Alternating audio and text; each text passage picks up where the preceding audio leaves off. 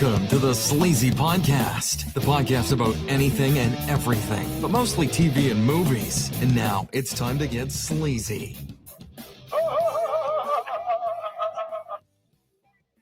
Kind of freaked me out there for a minute. I was a little late on hitting the song there because I saw the mic being muted, and I was like, it dawned on me like, yeah, it mutes when you play the intro. What Sound now? down. I guess I just never looked at it. The mic symbol, you know, because we were adjusting the microphone to set the show up because we got a new setup behind the scenes here. You know, the TV's on a cart now, and was able to push the microphone back just a tad, or not the microphone, the camera. It's kind of like when you got a light on in the car or a sound. You're like, did it always sound like that? Yeah. Yep. Did it? Was it a good sound? Is it a bad sound that it stopped? Is it a 6 sound now? I don't understand. And like I'm always, because you know we do have those times where the microphone and the camera just drop out for some reason. It's either one of them, and I was just like, oh fuck, not already, god damn it. But all right, so welcome back, everybody. This is episode 112, or not 112, 212. I'm just all messed up, you know. I couldn't go to sleep last night and slept in all day, and I'm all too much partying, man. I know, dude. Too much card playing. I know, right? But this is episode 212 of La Sleazy Podcast, the world-renowned Sleazy Podcast. Gotta make sure everybody knows that shit. Exactly. But you know, I'm one of your hosts, Sleazy. Then I've got Mr. PBS here. Howdy. And I've got the one, the only, the Pitbull, Robzilla. Hello. And once again, I'm behind the ball because I forgot to, you know, get the soundboard out.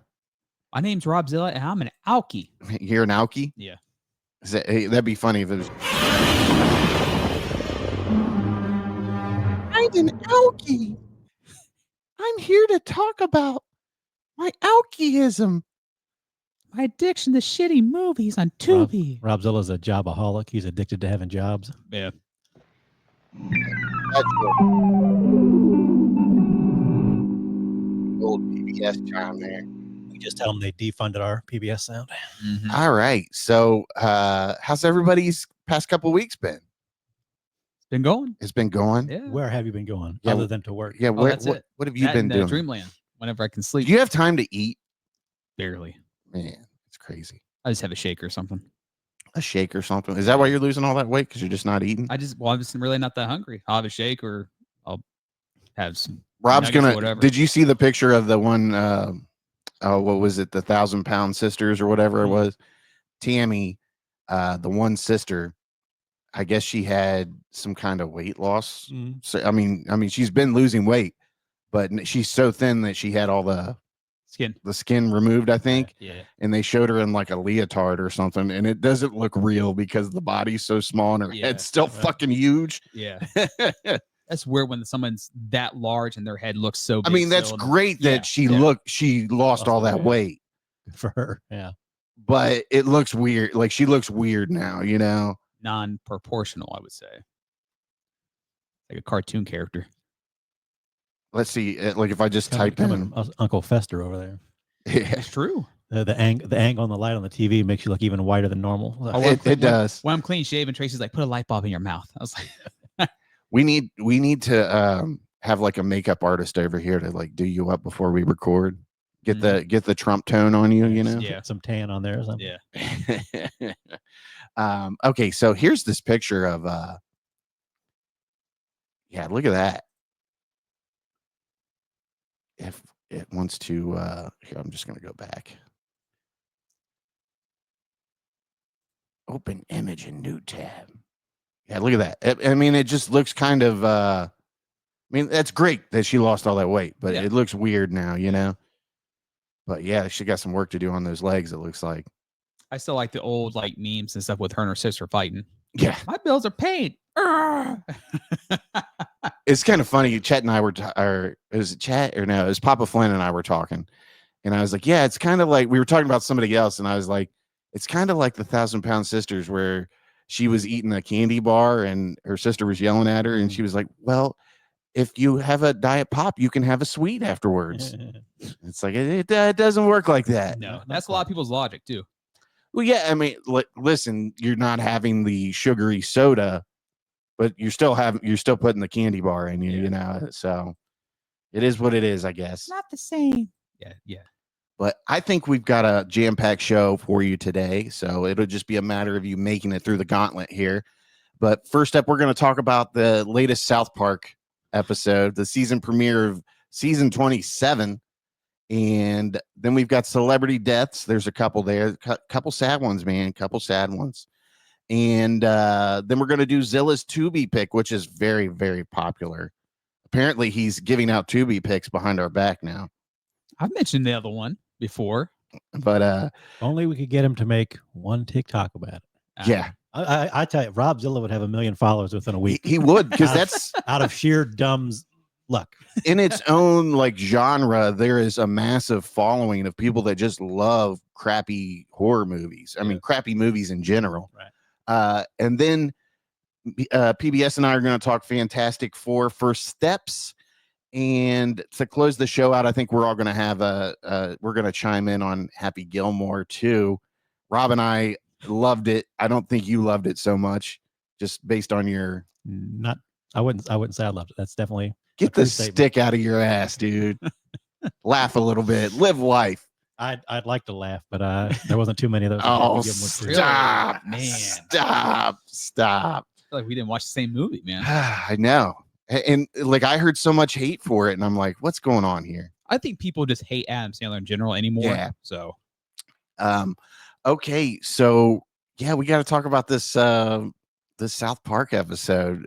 Or no, wait, I did, before we get started on that, I did want to talk about, Alexa Chainsaw. Is that her name? Yeah, Alexis Chainsaw.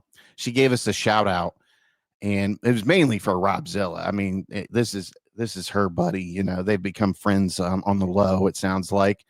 But so would you just hit her up and give her a Tubi recommendation? Yeah, I was like, hey, you need to check out this other one movie I mentioned, Inhuman Witch. Is that what? Yeah, that's it. I just always want to mispronounce it. So you need to check that one out.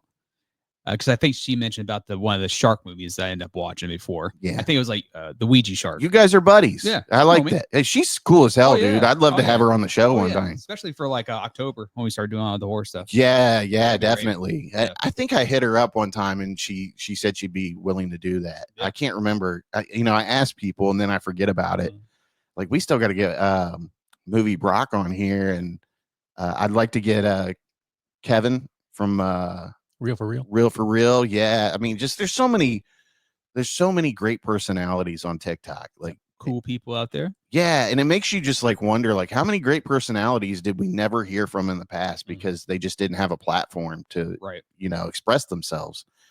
But here we go. I woke up to this notification today, and I was like, oh, Robzilla's doing some Tubi picks behind our back here. I mentioned that one. I feel like a big old bag of assholes today, but I am on the road to healing because I have an amazing starter pack. I have NyQuil, I had a smoothie with all kinds of fruits and veggies in it, I have vitamins, and I have shitty B horror movies. Which one did I watch? So glad that you asked. My buddy Robzilla over at the Sleazy Podcast suggested me to watch Inhuman Witch. And Inhuman Witch, the best way I could describe it is if Clerks, 50 sci-fi movies, and Slither all got together and had this deranged love child of a meat blob that is wreaking havoc on none other than Cincinnati, Ohio. And they do have the Space Center in Dayton, Ohio, as a matter of fact. So lots of nods to my home state. Cincinnati chili does play a pretty pivotal role in this movie. And Cleveland gets mentioned at one point, which I found very amusing. I probably would have laughed more had I been feeling better, but my soul was laughing. The runtime on this is perfect. 73 minutes, although it did take me 2 watchings because I've been in and out of this weird 73 minutes. It's right in PBS's wheelhouse. That's right. Cold medicine sleep, but very suitable for my sick needs. I definitely appreciate that. I loved, the humor and the fresh take on this, and it wasn't one that took itself too seriously. It wasn't a douchey parody by any means. It really gave me the vibe that this was just a group of friends having a good time. And I actually did look it up. This budget was like a little over $2,000. I love it. I want to support this movie. I would love a sequel. Thank you, Rob, for the recommendation. This is on Tubi, where all these shitty B movies lie. Everyone have a good rest of your day. Peace. Well, horror. Now, Robzilla, if a woman who is sick can do that, what's stopping you? Fuck. I don't know how to respond to that. I'm working. I'm working, guys. What are you talking about? There's a scene in that movie. It's hilarious because the guy has like a pistol. He tells his buddy, "We gotta go capture this monster." The dude's laughing. He's laughing. And he does this. He like breaks character. It's shit's hilarious. I start laughing at it. Now, surely, in the course of his duties at one of these jobs, he can like go into the bathroom and aim the camera at the mirror and say that into a video. Yeah. Just put a little green screen behind him, and I'm scrubbing toilets. Yeah, you could just do it while you're cleaning. Do that. Mhm. That'd be great. Yeah. Dude, that'd be a whole shtick. Like everybody would be into that. You could show like all that, how people are fucking everything up or something. Just set the camera down the hallway a little bit. You mop the hallway and give them your little spiel. I really don't have to anymore since they cut hours. Really? Yeah, because they're like, my boss is like, just you do what you can. And he's like, you just make sure you get the trash, the bathrooms, and touch sweep, whatever. So yeah, I bust ass and get out of there. We should just start a cleaning business. You can. I hear it's great money. Yeah. So, yeah, I wonder if Rob's really working all these jobs and he's just driving to Alexis Chainsaw's house and watching shitty horror movies with her. Are you cheating on your couch at home, Rob? Yeah. The couch at somebody else's home? Yep, the couch and the dog. Because it's not like he's rolling in dough, you know what I mean? So where's this money from these jobs, Rob's going to do his taxes next year, and he's going to get put in another tax bracket and owe all this money. And he's like, I can't work these jobs anymore. What the fuck? Yeah, I just thought it was cute. Yeah. Oh, it's always cool to get a shout out. Yeah. I woke up and I checked my phone and I was like, notification from Alexis Chainsaw on TikTok. I got to see what this is. And I'm like, it's got to be something that Rob said. Got to be something that Rob. It can't be anything else. Nope. It cannot be anything else. All right. So now we get to South Park. Season premiere of season 27. It's 27 seasons. And we've got 5 more coming. And they just signed a big contract with Paramount. Yeah, like the day after, what was it? They announced Colbert was leaving. Yep. A day after, a day before, something like that. It was in the same ballpark, But yeah, so it was like 1.5 billion for 5 seasons. Yeah. Those dudes. They're like some of the richest nerds ever. Yeah. Yeah. It was years ago. They did like a whole thing, what they've made, and it's insane. I'd love to hang out with them just for a day, just to see how they interact with things, and I bet you'd be laughing your ass off. Dude, like I've seen some of the behind the scenes, and they can't keep straight faces. Oh yeah, I've seen with Bill Hader, he couldn't keep a straight face. His daughter was Ike. Bill, let's face the facts. Has Bill Hader ever kept a straight face in any skit he's been in? They can't keep a straight face or at all. He's so talented though. Like he can do all those voices and stuff. Like he's great.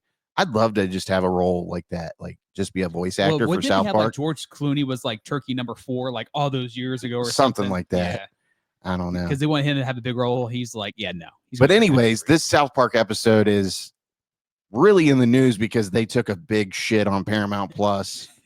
They took a big shit on the President Trump, and the White House issued a statement saying they weren't a relative show anymore, and the crowd that supports President Trump is not happy with him, and it's just a whole vibe though. But I liked it, dude. It was funny as hell, man. Well, they make Trump's voice the same as Saddam. Yeah. And so he's like, come on, gang. And I love that they made President Trump like Canadian. Yeah. Like he's got the Canadian head that opens up or whatever. And then it's actually his face though, too. So there's a part where he jumps in bed with the devil. He comes in from partying in the White House, and he just slides his clothes off, and he's like, "Come on, Satan!" And I'm not in the mood. yeah, but it was hilarious. And then the one of the main sticking points of this episode is that they show Trump with like a tiny dick, like throughout the whole episode. Like, did you notice all the paintings when he was walking through the White House? Yeah. And one of them, he's like on a tank that's like shooting a round out, and it looks like it's his dick or whatever. And then you come up to one where he's like fucking a sheep, and I don't think people really got that shot that was I mean, that was taken at the MAGA crowd, 100%. And then you got this painter that's painting a mural of Trump naked, right? Yeah. And he's like, "Why is the dick so small?" Well, that's what was in the photo. He's like, "That's exactly the size on the photo. You're fired. I'm suing you for." How many times did he say he was suing somebody for $5 billion? It's like over. It's quite a few times. Like, has this guy ever earned a penny? No. It just seems like he's just gotten it from other people. That's one way or the other. Yeah. One way or the other, he's just gotten money from, suing people or, off of rent from people, stuff like that. Not paying people. Therefore, he keeps money. And this was all from inherited money, too. Yeah. So I just thought it was hilarious. And I really want to see, like, what they do next. Like, what's next week going to be? There's nothing off limits. Well, they even start making fun of it. They're like, "Well, what happened to my show?" He's like, I love hearing liberals cry and bitch about everything. I mean, they're taking shots at them too. So they took shots at everybody. And like the episode starts off with like Cartman waking up, and he's like, he goes to turn on his favorite radio station, and it's just static. Yeah, Alexa 90.1. Like, I love listening to them. It's my favorite show on NPR. Listen to all the liberals whine and cry. Yeah. So I mean, and I don't get where people say, "Oh, they're showing one side of their attack." I guess you could say, but it's like no, they're not. Listen to it. They're making fun of everybody. Like they may make fun of MAGA and Trump a little bit harder, but everybody gets their fair share on South Park for sure. Because they love Jesus. Did you see where they were at Comic-Con and they were like, "So is there anything you want to say about the South Park premiere?" And was it Trey? It was Trey. And he was like, "I'm terribly sorry." And he said it in that voice. Yeah. And Matt was like, starts laughing. Yeah. Like, so like, I'm going to pull up some pictures here and we could just, I really want to make that my profile picture. Yeah. Like, as a matter of fact, like, can I just going to save that to my desktop. There we go. Save. Yeah. I mean, I've showed this to 3 different people now. Like, PBS came over. He got here pretty early because you got out of work early. What was it, Thursday, before we went and saw Fantastic Four? And I was like, "Bro, we're watching the South Park episode before we do anything else." And then I didn't even know it came out. Like, I woke up Thursday morning and I'm working, and I just checked my phone, and everybody was talking about the South Park premiere. I'm like, I never see this shit anymore. Like, back in the day, that used to be like a big thing, 2-week buildup of advertising to let you know like the season was coming back on. I have no idea when shows come back on at all. Like, I was viewing Twitter, and people were talking about It's Always Sunny in Philadelphia, and it was like 2 or 3 episodes in, and I'm like, what? I never see this shit. Like, I have no idea when these shows air. Well, even movies now, you're like, "Oh, I didn't know that's coming to streaming," and it just shows up on coming soon or whatever. They really don't tell you, and you're like, "What the fuck, man?" But everything's just sort of so decentralized anymore. Yeah. And if you don't, like I said, I told Sleazy, I've been watching Comedy Central in the morning, just getting ready for work, but I'm doing something different for right now, so it's at a different time. So I've been seeing like the banners saying that new South Park was coming. Like you said, I mean, is it on Paramount Plus or is it on Paramount Plus? I know, because I think they're still kind of wrangling back and forth on some of that. But unless you see unless you're on Paramount Plus or something and see like a banner for it, you're not going to know. Yeah, I think part of that $1.5 million deal was to get the streaming rights too. Something like that. So I mean, it was like a huge deal. Yeah. But it literally, they signed that contract, and the next day they just take a big shit all over Paramount. But let's look at these pictures here. I'm not in the mood now. I love that the devil has more morals than President Trump does. Hey, buddy. You know, I used to date a guy and you were just like him.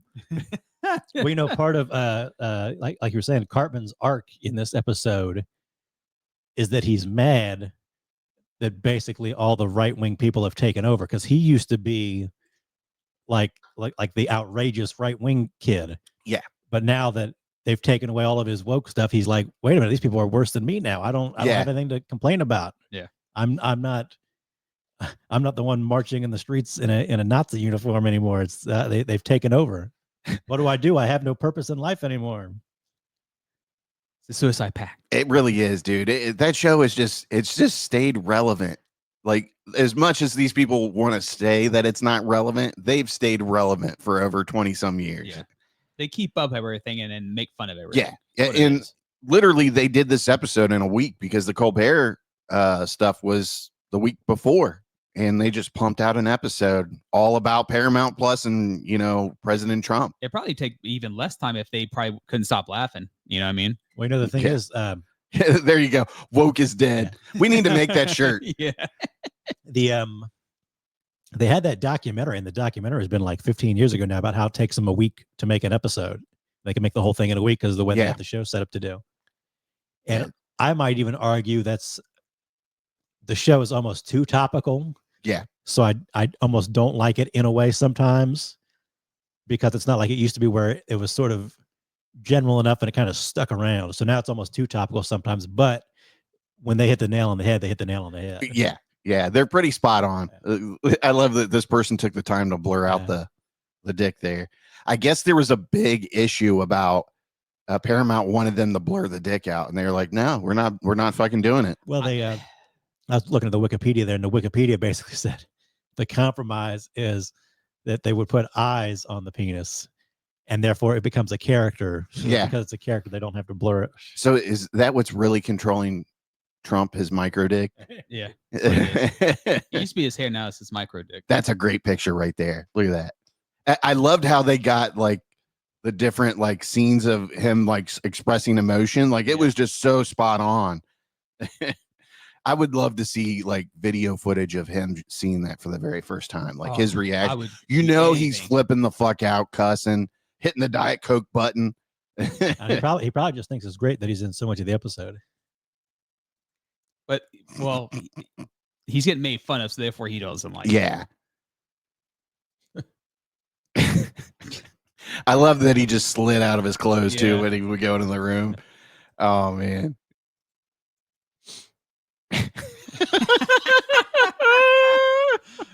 I mean, they just did a great job of like putting the facial pictures in there. Right. They just got the right expressions. Yeah. The expressions are everything. And then Jesus was in it. That was another. That was one thing I liked. You know, PC principal is no longer PC principal. He's Power Christian principal. Yeah. We need Jesus back in school. Yeah. What did he say when he was like giving the little auditorium announcement while they're in the gym? Mm-hmm. And he's like, we've given up on God's word and fallen for something, and sea of lies or something. It was something crazy. It sounded like sounded just like something they'd say. Yeah. Yes, it sounded like something you'd hear in church. Obviously nowadays, like why wasn't that photo in there? They should have got that one in there. They should have slurred his words and make him sound sloppy instead of sound like. I'm telling you, that's great. Well, they have the whole part of the episode where they go hunting for Garrison, because Garrison was the Trump stand-in for a couple seasons or specials or whatever. Yeah. And he's just like, he's at home with his boyfriend watching Love Island, where it's like, I don't do that anymore. What are you talking about? This was another one. Boy, they got Pam Bondi's that's not, or not Pam Bondi. That's what's her face? Caroline Levitt. Yeah, they got her little cross thing highlighted. Somebody showed a picture where she wore that exact outfit. She's like such a bitch. Like every time I hear her talk and she gets that tone with like the reporters, I'm like, why you gotta be like that? Like, but I mean, all those press people are like that. They all give the press shit and get cop an attitude with them, I guess you could say. I don't know why you're asking those questions. I'm like, that's my fucking job, buddy. Sorry. Yeah, I like how Garrison was just chilling in his house with his boyfriend or his life mate, whatever you want to call it, and what were they watching? White Lotus. White Lotus, yeah. I was sitting watching White Lotus here. Yeah, I loved man, they were spot on with like the townspeople, weren't they? Yeah. One guy breaks in, he's like, wait, who's the faggot that's making all this stuff? And he's just like, it's not me. I'm not in office. I've been here for years. Or Yeah. something like that. And then like part of it, because it came out later on in the week that part of the deal with Paramount and Trump was they were going to pay $16 million over the 60 Minutes interview with Kamala or whatever. I forget which one it was, but it was something like that. And then it later came out, it's not just $16 million. It's like $20 million free advertising with them. So they made a fake advertisement for President Trump that was like pro-Trump, obviously. And he's walking through a desert and it's hot and he's taking off all of his clothes. You see that flabby ass when he hits the ground. Yeah, it was an entertaining episode, that's for sure. Well, they had the same thing with Stephanopoulos, I think, whatever network he is with, ABC or whatever. And he called Trump a convicted rapist, but technically he was only convicted of sexual assault. Yeah. And they are the same thing, but you can argue they're not exactly the same thing. So rather than go to court and win, ABC just gave him a bunch of money. Yeah. And Paramount is basically doing the same thing because he claimed they deceptively edited some interview with Kamala Harris, which, I mean, it's just editing an interview. I don't know. I didn't feel like that edit was that big of a deal. They gave her a chance to re-answer a question or something. Yeah. And I mean, it's another one that just like the Stephanopoulos thing. If they'd have gone to trial with it, nobody thinks that the Trump administration or Trump would have won that at all. Yeah. It's just a bribe. And that's the big thing. Everybody was pissed that they buckled to him. Yeah. And it really all stems from them wanting to get their merger approved, which it did get approved with Skydance merger. Skydance, which is a Canadian company, right? I'm not exactly sure. I can't remember. But this was another one of my favorite parts from the episode, like when he's walking back to the White House and it's this giant fucking party outside. Like that's what I imagine the White House is inside. Everybody's hanging out. Skydance Media. Yeah. Right, so good job, dude. Funded. Well, I'm sorry. Skydance Media, American media production and finance company based in Santa Monica, California, founded by David Ellison in 2006. The company specializes in films, animation, television, video games, and sports. Excellent. That's great. I wouldn't have imagined that Skydance was bigger than Paramount. Well, apparently they are. Yeah, it was the $16 million lawsuit for the CBS interview. What'd you say? What country is it from again? Well, it's from California. California. Monica. Okay. Yeah, Santa Monica. Wow. I didn't realize it was homebrewed, I see, you see other. What's the Canadian company? Isn't it something Sky something too? There's Sky News, which is Rupert Murdoch in Britain or something like that. Oh, okay. So, man, how about, it sounds like Rupert Murdoch's down with Trump. He keeps leaking stuff too. Well, I believe Trump has met at Murdoch because Murdoch owns the Wall Street Journal, and the Wall Street Journal just put out some article or something. I forget exactly which one it was that they didn't like. Yeah, and it may have had something to do with it. I can't remember exactly what it was. And I guess there was some meeting with Vance and Murdoch. So JD Vance. Oh, I would. Yeah, I guess he flew out to wherever Murdoch was. I don't know. I could be wrong on that. I thought I saw it somewhere, but it's just there's so much of these little things going along. It sounds like something's going on. In a sense, I try not to pay too much attention to them because they're all, shenanigans. Do you see where he's talking about I know we're getting political here, but he's talking about a tariff rebate. Yeah, but we didn't pay the tariffs, right? Right. Shut the fuck Well, up. there's I guess there's videos out there. People are like, we're getting a check on August 1st. I love it. I'm like, where's your Doge check at? You just keep waiting by the mailbox. I do comment on certain those. I'm like, are you still waiting for those Doge checks there, bud? No one replies back. They delete it. Doge is essentially useless now because they just added right onto the debt with that big, beautiful bill. But that is what it is. And then he made up that fucking number with the building. That guy was like, no, that number's not correct. Yeah. Well, I think what it is was they added another building in that wasn't anything to do with him. I didn't think. He's like, well, that's getting built. He's like, that was built 5 years ago. Yeah. And that dude rolled his eyes. It was hilarious. Jerome Powell has to be on the next episode of South Park. Yeah. Because that whole scene at the Fed was. He's like, no. You could see like his mood just instantly changed. He's like, he said, "This stupid motherfucker." You could see the muscles in his face just release. Like, what the fuck is going on here? I guarantee you, Powell didn't want to be there with the president. Period. Yeah. But then he gets to the end, and Trump starts talking his Trump talk, and Powell's just like shaking his head. Nope. No. It's like Trump was trying to like, well, you've added some cost overruns on these buildings, and Powell's kind of like, no, we didn't. What are you talking about? Yeah. And I was like, oh, you added the building we already finished. It's just, it's absurd at this point. So when we got the news, I don't know who that's from. He's looking at him like, can you read? We're literally living in like the greatest reality show. It really right is. now. Like you said, the word is absurd. That's what it is. Every day is something absurd. And Instead of, we need like a sequel to Idiocracy, but it's like Absurdiocracy. Yeah. It's too real now. Yeah. It's too real to Idiocracy. I'm just along for the ride.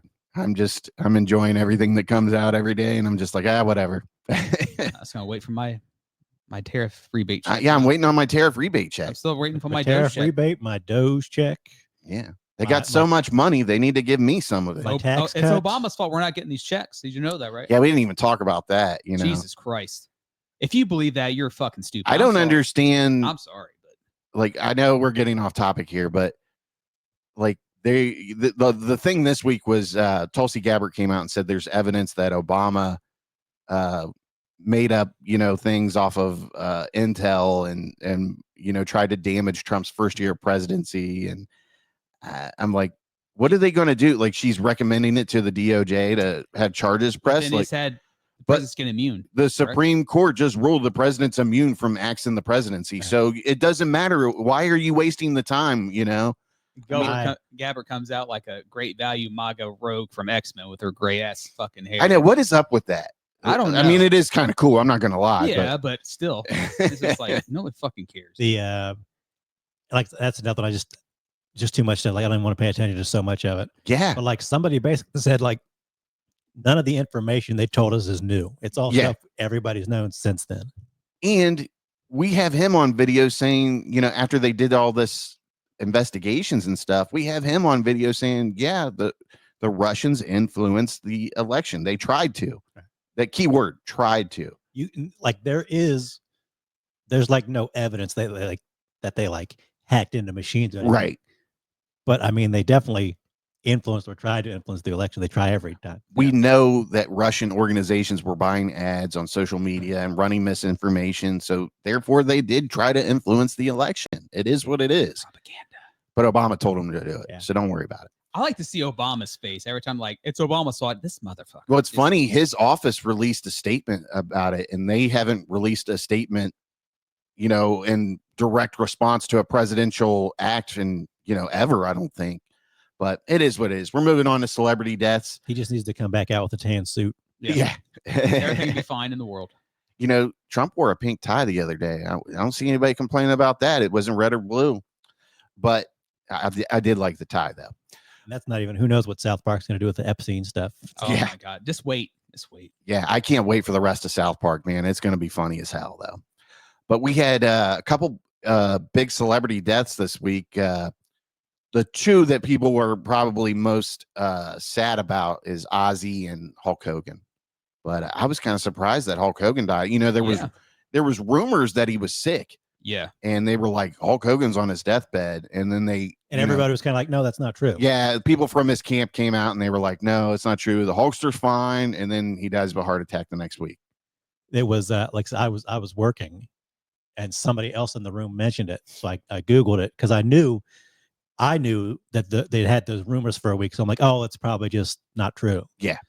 And I Googled it. And the very first thing that popped up was, one day ago, Jimmy Hart says Hulk Hogan's fine, and then right under that was like the TMZ report that said it was true. Yep. So I'm going to share the screen here when I get a chance. Boom. This one's from Ozzy Osbourne. This is NPR.org, by the way. Woke. Yeah, surprised that they have enough money to write this. Criminals. Ozzy Osbourne, heavy metal icon, dies at 76. And, I'm really shocked that Ozzy Osbourne made it to 76. A lot of people were shocked by that. Because how crazy he was. That might be the real story. Yeah. What was it? The early 2000s when the Osbournes was on MTV. He was ate the fuck up then. Yeah. Well, I would think with that was he was over medicated. I think that was another problem. Something, Where he dude. was shaking and that stuttering. And mumbling. Yeah. I mean, it wasn't stuttering. It was mumbling. Yeah, you a burrito? He's like, yeah, I'll take a burrito because he gets on a Chipotle like kick. He goes crazy about it. Remember the episode where he was obsessed with carrot cake and he was watching like videos on how to make the perfect carrot cake and stuff? Yeah, Ozzy, man. What a true legend, though. Dude, the stories. Public media is under threat. That's funny how that popped up. No, you will not have my support today. Ozzy Osbourne, the influential and salt-of-the-earth singer who came to be known as the Prince of Darkness, has died in Birmingham, England, according to a statement from his family. The statement attributed to his wife Sharon Osbourne and his children Jack, Kelly, Amy, and Louis, or is that Lois? Sorry. Lois reads, it is with more sadness than mere words can convey that we have to report that our beloved Ozzy Osbourne has passed away this morning. He was with his family and surrounded by love. We ask everyone to respect our family privacy at this time. Ozzy Osbourne was born John Michael Osbourne on December 3rd, 1948, the son of John Jack Thomas Osbourne and Lillian Osbourne, the fourth of 6 children. Wow, that's a big family there. Yep. The Osbournes lived at 14 Lodge Road in the Aston area of Birmingham, UK, where Ozzy would remain for some time, including while pursuing a career as a rock and roll singer. Look at that. That's the final concert there, isn't it? Yeah, that was the one, yeah. Well, now I don't know because he's standing up. This might be August 8th, it should tell you. August 8th. Yeah, so no, that's not it. That's from 3 years ago. Yeah, because he's standing up. He didn't stand up. He wanted to, and I don't think he made it. I'm not sure. He was in that like Prince of Darkness chair, basically, almost. Yeah. Once he became a star, he remained associated with the city and returned often. He played a much heralded final show with Black Sabbath, one of the most influential bands in hard rock and heavy music in Birmingham, just 17 days ago on July 5th. That's Kyle's band there, Mr. PBS. He loves Black Sabbath, don't you? I mean, I wouldn't say I love them, but I mean, he's an adamant defender that Black Sabbath's better than Ozzy solo stuff. Yeah. I believe I've said that in the past. Oh yeah, you said it. You gave me shit because I was like, I like Ozzy stuff better than Black Sabbath. Yeah, I am. I mean, if it wasn't for Black Sabbath, a lot of these bands would never be what they were. It's so hard to unentangle them. But Ozzy obviously had an impact after Black Sabbath. Yeah. But personally, I think I'd maybe take Black Sabbath's music in general over just Ozzy. Oh man, look at young Ozzy there playing the piano. Crazy. It really shows you how much of stuff is an act too, Yeah. But I mean, when you become that big, you got to live your persona, He was, by his own admission, a terrible student, in large part due to his dyslexia and attention deficit hyperactivity disorder, which would go undiagnosed until he was in his 30s and left school at the age of 15. But not before being bullied by a teacher, as well as fellow students who included his future bandmate, Tony Iommi. Oh, there you go. Who was a year ahead of him. Iommi might have kicked me in the bollocks a few times and given me some shit, but nothing more than that. Osbourne wrote in his memoir, I Am Ozzy. It was around this time that he self-applied both his famed knuckle tattoo, which spelled out Ozzy, on the fingers of his left hand, and 2 smiling faces on his kneecaps, which he said brought him joy while sitting on the toilet. Sounds like Ollie. Mm-hmm. Yeah. I wanted to read something that had kind of like a thing, but I mean, Ozzy's career is just so big, I can't cover it all, I mean, the guy's a musician from when did it say the first album came out in the 70s or whatever? Yeah, something like that. He had an album come out somewhere in the last couple of years, I think, on his solo stuff, and he had been doing tours with Black Sabbath. They did their farewell tour post-pandemic or pre-pandemic. I don't remember exactly. Iommi was initially dismissive of Ozzy, but the 4 eventually ended up rehearsing together, despite the theatrical malevolence they would come to be known for. The group was first called something far more innocuous, the Polka Talk Blues Band, with singer Ozzy Osbourne, guitarist Tony Iommi, bassist Geezer Butler, drummer Bill Ward, and saxophonist Alan Clark, and bottleneck guitar player Jimmy Phillips. The group's first gig was August 24th, 1968 at the County Hall Ballroom in Carlisle in the northwest of the country. Immediately afterwards, Clark and Phillips were out, as was the band name, which Ozzy had come up with after seeing it on a bottle of his mom's talcum powder. The four were now known as simply Earth. But just as they were generating some momentum from touring, Iommi left to join the big deal band Jethro Tull as the new guitarist. After Iommi returned to Birmingham and his bandmates, Earth redoubled its efforts, inspired by the professionalism Iommi saw during his brief detour with Jethro Tull. They also decided on a new, darker direction. The first fruits of the change would eventually come to be eponymous, but Black Sabbath was a song before it was a band, and a horror movie before it was a song. Though Osbourne had no idea at the time, he suspected that Butler, who had come up with the song's title, had never seen the film. Booked by their first manager, Jim Simpson, the four spent pretty much all of 1969 touring, including a residency in the Hamburg at the Star Club, the same place where Osbourne's beloved Beatles had honed its chops. The group, now officially Black Sabbath, signed a record deal in early 1970 to Vertigo, an imprint of Phillips. Man, that's crazy, though. So we're talking from the 60s all the way up. So a lot of run Ozzy had, though. The late 60s. What a run, man. But and definitely some great music that's still relevant today that gets mixed in with different rap and hip hop. So it's good stuff, man. And I know a lot of people were just absolutely devastated that Ozzy passed. People loved Ozzy. Devastated. Yeah. I mean, we're talking about some real love for this dude. Well, all you have to look at is the last concert that we've kind of mentioned a couple of times, back to the beginning. It was a charity event. So like all these guys who he'd worked with or just been inspired by basically came and either some played with him. Black Sabbath played some songs, and it was all for charity. It's like 190 million went to I think like a Parkinson's charity. Yeah, it was all for Parkinson's. I remember him saying, I read his last thing or whatever, and it was good, man. So like all those dudes, like really famous, well-paid kind of dudes, showed up and did that for free. Yeah. And that's how much everybody loved Ozzy. Yeah. I think there was a story going around that like Motley Crue wanted some money to do it. That's what they've been saying. It was Motley Crue, and they said no. They just told him not to come. Yeah. I don't know if that had been that sounds like a Vince Neil thing. Crew, but Sharon did say there was a band. They said, no, we don't want you if you want money or something. Yeah. But just like I say, it's funny. Like I don't think I was a big fan of the Osbournes TV show, because I think it. Oh, I loved it. I had to watch it every week. It made Ozzy look, at the time, I thought it kind of made him look stupid, really. But looking back at it, I think it kind of endears him even more, because the Prince of Darkness wasn't the real Ozzy. Yeah. Like Ozzy of the Osbournes was closer to the real Ozzy.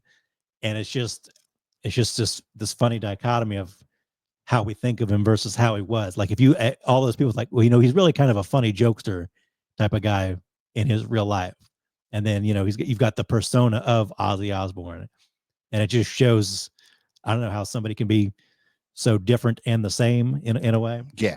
So looking back at something like the Osbournes now, I'm kind of glad it's there. It's weird because it's almost like a professional wrestler where they've got this persona and then they're completely different outside. That's the best way to assess. Unless you're like Undertaker, where you lived it 24/7 just to keep up, the gig. Yeah. But it does, you watch the Osbournes and you can tell he's not the Prince of Darkness. You know what I mean? He's just a regular guy who wants to eat fucking carrot cake. He knows the Prince of Darkness is just a character. Yeah. I still loved it. I think it's one of the episodes where like they couldn't stand their neighbors and he like threw something went to their window. Sharon's like, Ozzy.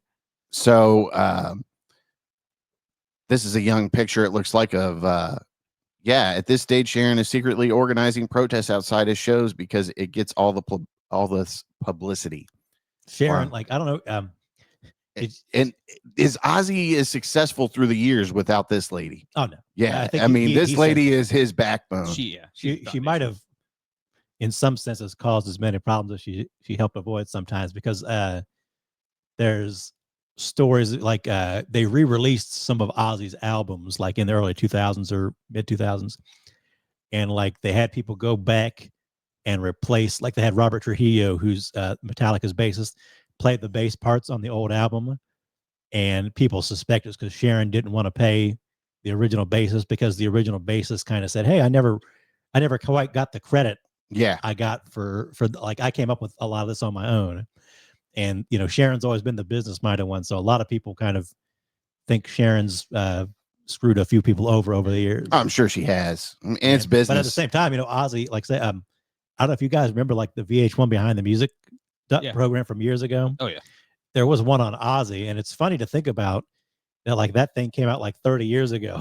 Yeah. So how much more life did he have after that Behind the Music? But I believe in that show, he actually even said like, I'm alive and like financially stable because Sharon came into my life and took care of all that. Yep. Look at this awesome family picture here. That guy Robert Trujillo is a badass bass player. He's bad. Rob knows his bass players, if you didn't know. And his son plays for Suicidal Tendencies too. Yep. And that was like one of the first bands he's ever played for. It's funny. None of these people look the same anymore. Like, just because that show was 20 years ago. And well, I mean, Sharon's so skinny now, and so's Kelly. And Kelly has a lot of Jack might be the one that looks normal, resembles himself the most. Yeah, but these two, they look completely different. I like the video though. He was with his grandson, Kelly's son. Okay, so that's it for that one. So it's just since we're going to talk about the Hulkster here in a second, I've seen some religious people on social media. They'll be kind of like, Hulkster took his religious turn later in life, as a lot of people in public tend to do. Yeah. And Ozzy never really did that. So they're like, I hope Ozzy was right with Jesus and all that. And I'm thinking, if one of these two people was the nicer people in real life, it was probably Ozzy. Ozzy's the one who's going to be, going through the pearly gates. And we saw, on social media, like every other TikTok was some band playing a Black Sabbath or an Ozzy song in tribute the night or the day after he died. Yeah.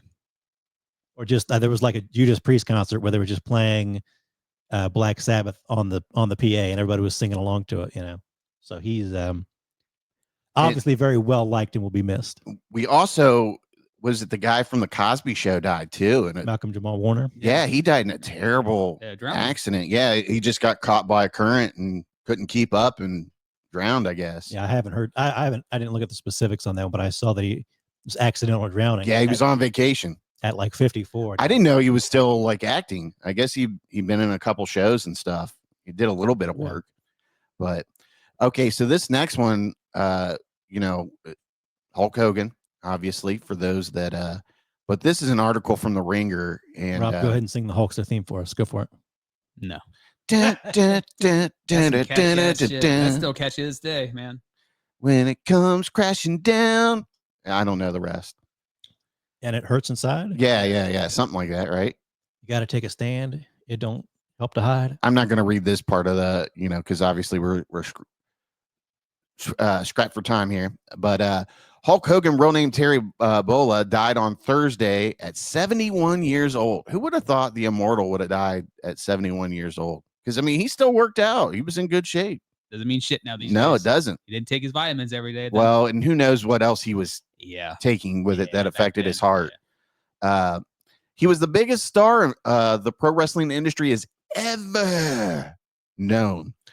And at his last appearance for WWE, the company's Netflix debut on January 6th, he was booed relentlessly.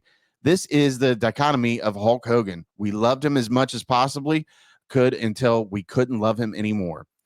Why did we love him? That question, that's both easy and impossible to answer. He was a real-life superhero, a neon-lit, muscled-up avatar of the 1980s ethos of self-reliance, materialism, and MTV-era rock and roll.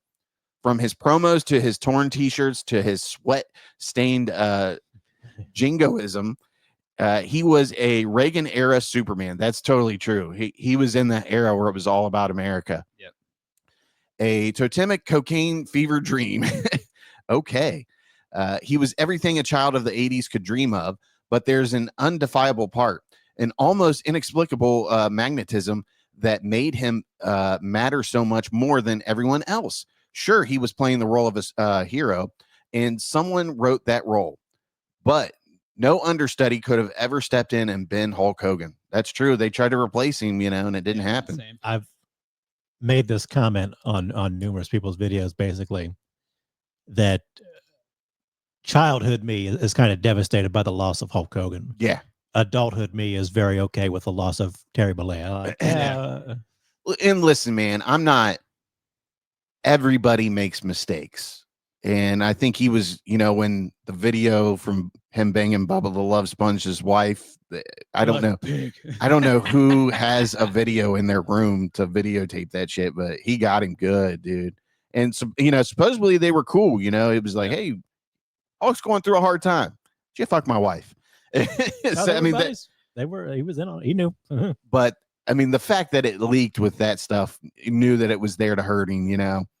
But listen, man, he was going through a hard time. Wasn't he going through a divorce? And I don't remember all the details. And he slipped and he said some bad things about his daughter's boyfriend. I mean, it is what it is. Been a little more than a slip.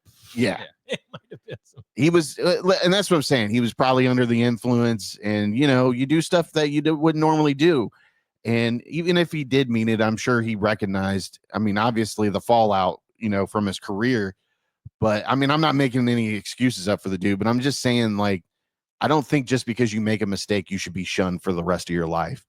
And he obviously didn't, he wasn't perfect. He wasn't a great human being when you look at some of the stuff he's done. But I think that, his work in the squared circle should never be diminished because of that. Like the dude played a pivotal part in the wrestling industry. Of course. And I think that he should be remembered for that. I don't think you should wipe somebody off the record books because they have an opinion or they said something bad. Obviously, I mean, your body of work should still be there, in my opinion. We gave our goodbye Vince McMahon episode, even though Mr. McMahon is very much still alive. Yeah. And we said basically the same thing I would say about Hulk. Like, thank you for meaning to childhood me what you meant. Yeah. Mm-hmm. But it's clear you're maybe not a very good human being. And if people wanted to be done with you, they should be done. I don't even know like anything else that he's done after that would, I mean, obviously he's had his political views, which he has a right to. If he wants to support Trump, he's got that right. I don't give a shit. Like, I don't hate people just because they have a certain ideology that they support. And he could be a Republican just because he doesn't want to pay taxes. I mean, that could be it. Well, he's got a long history of problems. Yeah. In and out of he screwed the the union they were trying to form, and he screwed a lot of guys over too. Yeah, Jesse the Body tells that story all the time. Yeah. Like, I was trying to get the guys to unionize, and Hulk was the first guy to run to Vince and tell him I was doing it. Yeah. I mean, at the end of the day, he's got a family. He had a wife. He had an ex-wife. He's got children. They are shitheads. I mean, his son is a fuck up. Yeah, his son's getting for a brutal awakening. Dad's not there to, drive over when he gets a DUI now and get him out of it or whatever. But I don't know. Like, I just feel like it's over with now. The dude's dead. He can't defend himself now. There's no point in saying, oh, he was a shithead or whatever. Got me, brother. Yeah.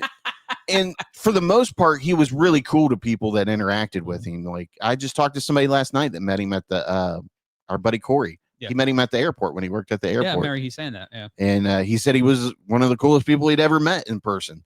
So, I mean, the dude appreciated his fans. And, nobody is perfect. In today's world, we have this like bubble around certain people's thoughts that everybody should be perfect. And that's just not the case. I mean, not everybody is going to be this openly loving person. And some people don't like Mexicans. Some people don't like black people. And yeah, that is terrible. But, at the end of the day, people still got to work and they still have to be a part of society in some shape or form. And this is America. Like, you're allowed to have that opinion. And, does it make you a bad person? Probably. But at the end of the day, like, you're allowed to think that, so it is what it is. You got to evolve. You got to hate everybody. Yeah. Hate everybody. Just hate everybody like us. Get fucked. Like, I don't want to see anybody. Yeah. I want the road to be empty. I want to come and go. I'm white? No, I don't like you because you're a piece of shit. Right. About that. Right. And, he went through the ringer, no pun intended there, with this article. But you know, I don't want to. I know it sounds like I'm defending him, but you know, it is what it is. It's over with now. You know, like You just wait for your sex tape to leak, buddy. oh, I know, Know all the dude. secrets about you then too. The thing is, we still have Ric Flair, and We'll drunk know for what you 30 think years. about. Well, we'll know what you think about 6-foot black dudes then.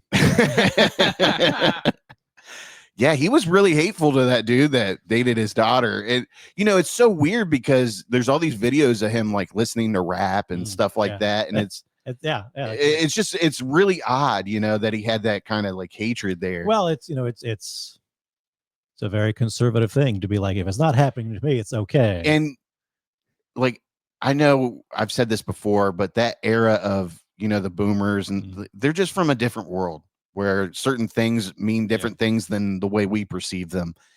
And you know, I'm not telling people that they shouldn't give Hulk Hogan a hard time. Yeah, you should give him a hard time if, you know, you aren't racist and you feel that way, you know. Obviously, I'm not racist, but it is what it is. Robzilla, though, is racist. I love hating the human race. I love it. Robzilla's going to rip off. Rob hates every race, including Robzilla's himself. going to rip off his Sleazy Podcast shirt any minute. And there's going to be a Hulkamania Forever shirt on there. Right. Yeah. Like, I'm not supporting the dude.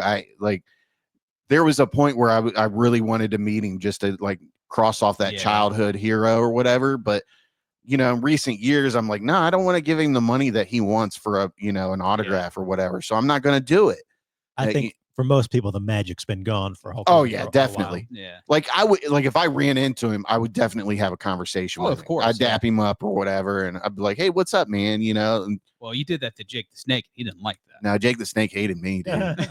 Like I walked past him at the last Comic-Con we went to, and I was like, Jake the Snake, you're the dude. And like I threw my fist up to give him a fist bump, just stared me down. I was like, well, fuck you. And I just walked away. Looking at pull out his snake. That's a very Jake the Snake response. Yeah. Yeah. And you know, like, sorry I bothered you, dude. And that was my interaction with him, you know. But no, I mean, listen, I just think Hulk is from a different time, and obviously that era that he's from, you know, you hear him talk and he's like, the 80s were America was on top, and so, like, that's the mentality that these dudes have. And you know, like, I think a lot of people don't realize that guys like that from back in the day, they were raised differently. Like, it's a different group. Like the N-word means something a little different to them, like kind of like how we call white people hillbillies and stuff like that. That never gets old. Like, that's how that is. That's how those people think. You know, they think it's acceptable to call people like that. And you know, I'm not saying it's right, but there is a level of it being wrong nowadays. Like, the times change, and you got to change with them to a certain extent. And I'm not saying you got to change 100%, but yeah, it's not acceptable to you gotta evolve. It's not acceptable to be like that. Trash is trash. Yeah, you know, exactly. Just leave that word out. You know, I have to agree with Mr. PBS. Like, kid me is sad, but adult me is happy. We still got Ric Flair. Yeah, and who would have thought Ric Flair would outlive Hulk Hogan? Would outlive Hulk Hogan? And the dude's all fucked up right now. He had some like skin cancer removed, so he's got this giant bandage, and you can see where they cut. That dude drunk for 30 years. Yeah, somebody said. So are you telling me the say your prayers and take your vitamins guy was outlived by the style and profile and Rolex wearing, drinking, you know, alcoholic of 30 years? Well, and you know, Hulk Hogan was a big partier too. He had he's got a bar down there in Tampa, I think, doesn't he? Along with his I know he's got the shop. Yeah, he's got the shop. And I guess people were lined up to get into that motherfucker. I'll bet. But I mean, listen, it is what it is. You know, like, these people, they're so prolific through their career, and then they retire, and then they go crazy and do all this other shit, and then they lose their empire, so to speak. And yeah, he was massively hated towards the end, I would say. I'd probably say it's 50-50, you know, just like it is with politics. 50% of the country probably hated him, 50% probably loved him. But it is what it is. Like, the guy's not around anymore to, you know, make amends for certain things he did. But yeah, you could say he did some piece of shit things there towards the end. Well, he got my mom and dad's money because I wanted them vitamins. But does it balance out? Like, how many people did he influence back in the day to live good lives and eat their vitamins and work out and take care of their body, compared to how many people he hurt at the end? Like, I don't know. Like, I guess that's why you have these conversations when people go. I think whatever you think of him, wrestling with a person's life is sort of the point. Yeah. You know, like I said, childhood me, I loved Hulk Hogan. Seen all the movies and whatever. And I guess the point that I'm trying to make is we're humans. We make mistakes. We think shitty things a lot of times. And, listen, I guarantee you, everybody on this planet thinks terrible things. Terrible things. We all do every day. Imagine if it got put out like that and you got shunned like that. Like, I mean, it is what it is, Like, shun me. It means I ain't gonna deal with these motherfuckers. Yeah, exactly. Just ruin my life and my job so I can't ever work canceled. again. Thank you. And we didn't even talk about the whole Gawker thing. Yeah. I mean, how much money did he win off that? I think it was like 100 and some. It's up there. I mean, it was enough. It's bankrupt. It bankrupted them. Yeah. Like they were done after that. Well, that was really, again, it was kind of a shitty thing because Peter Thiel, who we all know is, Palantir and all that, he bankrolled Hogan to do that because Gawker broke the story that he was Peter Thiel was gay. Yeah. And Peter Thiel doesn't like admitting that he's gay, even though everybody knows it. I don't know. Like, I feel like Hogan tried to live his life the right way after all that. He did a lot of work to kind of get back in the good graces of WWE and stuff like that. It was 140 million. But yeah, he was like, you hear all the stories and like nobody likes him really, like, because it was all about himself, for the longest time. But here we go. Here's a little thing on him. Hogan started training to be a wrestler in 1976. He had his leg broken by trainer Hiro Matsuda as a form of breaking him in. Jeez. That's how they did it back then. Yeah. Yeah, especially with the Japan style. Yeah. Or maybe it was a sprained ankle. Wrestlers protected the business from outsiders in those days, so the truth is notoriously hard to ferret out. And of course, Hogan himself is notoriously a notoriously unreliable narrator. That's true. That line might sum up Hulk Hogan. It's funny, you hear him tell stories, and then other people will be like, "No, that's not exactly how that went down." Or even Hogan, one of those guys that you could probably put like a side by side of him telling the same story and it's different. Yeah. His first years were spent in the Southeast Florida, Georgia, and Tennessee before he was called up to the big leagues of Vincent J. McMahon's WWWF. Was it WWWF? It was a Worldwide Wrestling Federation. Oh, okay. Under Vince Sr. Okay. Where he was named Hulk Hogan. Previously, he had been known as Terry the Hulk Boulder and Sterling Golden. I remember the Sterling Golden. And built as a heel to face Andre the Giant, whom he battled at Shea Stadium in 1980 on a card headlined by Bruno Sammartino versus Larry Zbyszko. It was a trip to Japan that gave Hogan his first real taste of superstardom when he squared off against and later tag teamed with Antonio Inoki, the trailblazing giant of Japanese wrestling, who was sometimes anachronistically been called the Hulk Hogan of Japan. Oh wow, I didn't realize that. Yeah, I know. Like you always talk about his Japanese wrestling stuff. You love it. Well, that was. It looks like he's a totally different wrestler over there. Yeah, I mean, if you look how he wrestled in Japan to this, it looks like he's just a basic wrestler back in WWF at that time. And then Japan, you had to really wrestle in Japan. Yeah. Well, I mean, it's so fast paced over there. And I'm like, I would love to see Hulk Hogan when he did all that shit. Like, some of that stuff's great. The Hulk Hogan of America got his first mainstream breakout opportunity when he landed the role of Thunder Lips in Rocky III in 1981. Vince Sr. didn't approve. He thought a wrestler acting in a movie pulled the curtain back on the sport. So he fired Hogan, and Hogan went to the AWA, where he became the promotion's top star and built the foundation of what would become Hulkamania. He borrowed his style from superstar Billy Graham. I remember hearing that. Okay. His promo lilt from Dusty Rhodes and his look from Muscle Beach. Vincent K. McMahon, the son of Vincent J., bought his father's wrestling promotion the same year that Hogan appeared on the big screen. And next year, he hired Hogan back to be his top star. There's a lot of philosophical dispute over which matters more to the 1980s pro wrestling boom, McMahon's vision or Hogan's charisma. But it's fair to say that it doesn't happen without both of them. I think that's a true statement. That's a true statement. The WWF grew from a regional enterprise into a national and international multi-billion-dollar company, largely on the crisp tan back of Hulk Hogan. And it's fair to say the pro wrestling world grew as a result. The era of Hulkamania begat of journalism pieces about whether pro wrestling was on the level, most notably the John Stossel report on 2020, during which the reporter was slapped, leading to him to sue WWF, which were largely the result of the media trying to take an angle on the new wrestling boom. But pro wrestling was primed to move past such stale arguments, and Hogan was the ideal avatar. His punches were from Popeye, and his winces were from vaudeville.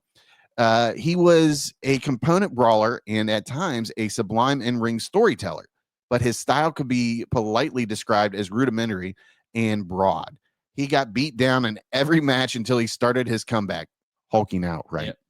And which was the same every match, give or take a body slam, finger wag, shake off punches, point, finger wag, block a right, punch, punch, punch, Irish whip, boot to the head, leg drop. That is literally every Hulk Hogan match, except for in Japan, right? No one could look at Hulk Hogan's match and mistake it for real violence. Nobody except a young child, or maybe Hulk Hogan.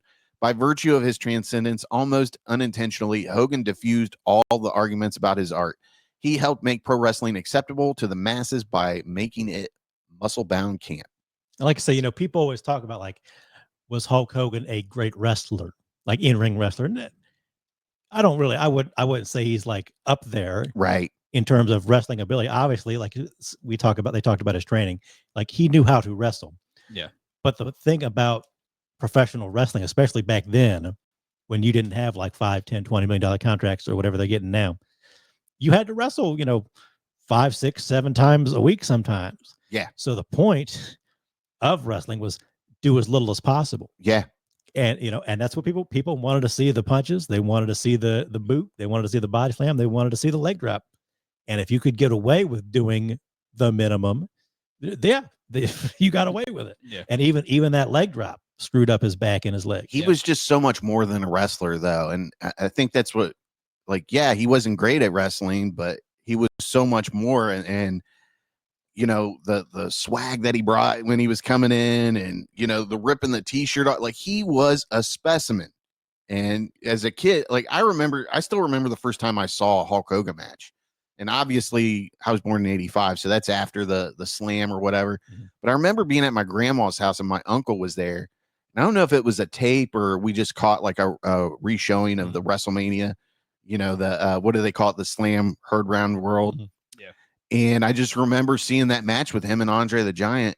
And I thought, this dude is so fucking amazing. Mm-hmm. Like, as a kid, like, I was so like impressed he picked this big motherfucker up and slammed him and won.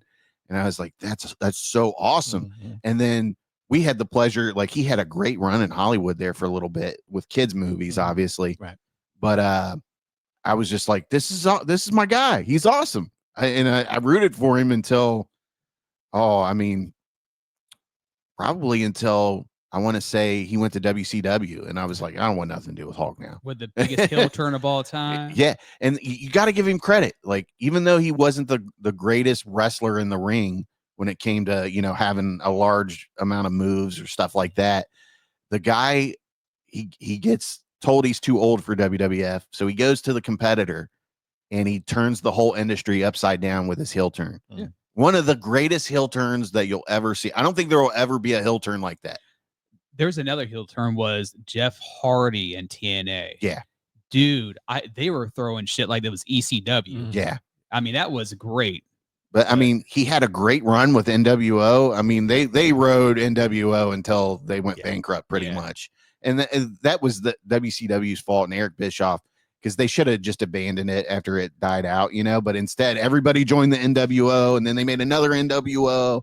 And it just red and black, and it just got crazy. And that's another thing. Like, did Scott Hall and Kevin Nash need Hogan, or did Hogan need them more? And it's just kind of like the thing with Vince. Like, I think Hogan needed them more, but at the same time, I don't think it worked unless Hogan was there. Right. And again, like I said, that's, if you go back, I've been rewatching some WWF from that time, and Hogan was still popular in the WWF, but it's clear that he wasn't what he once was. Right. And to go back to WCW, where he had an okay run for a couple years, but he didn't get hot again until the NWO angle. And to do that, twice in a career back then was one thing. But even when WWE bought WCW, he had another comeback and had a good run. Like I was just watching the clips from WrestleMania 18 or whatever, where he with The Rock. The Rock, yeah, that was a hell of a pop. I don't think there's been as big of a pop. And I don't think I've ever seen the whole match start to finish, but I've seen like big chunks of it that people put online. And I guess Hogan was originally supposed to be kind of the heel of the match. Yeah. But the people in the building decided that he was the one they wanted to see that night. And again, like Rocky gives him the rock bottom or whatever, and he takes the 2 count and hulks up. And I mean, like everybody on camera is on their feet. Yeah. And so again, we it's a complicated legacy. It really is. It really is, man. But you can tell that there was a time when people loved him. Yeah. Mm-hmm. Yep. And aside from his politics and stuff, and the that racism, like you take all that away, and he's the most beloved wrestling pop culture icon that this world's ever known. I mean, literally, he paved the way for dudes like The Rock.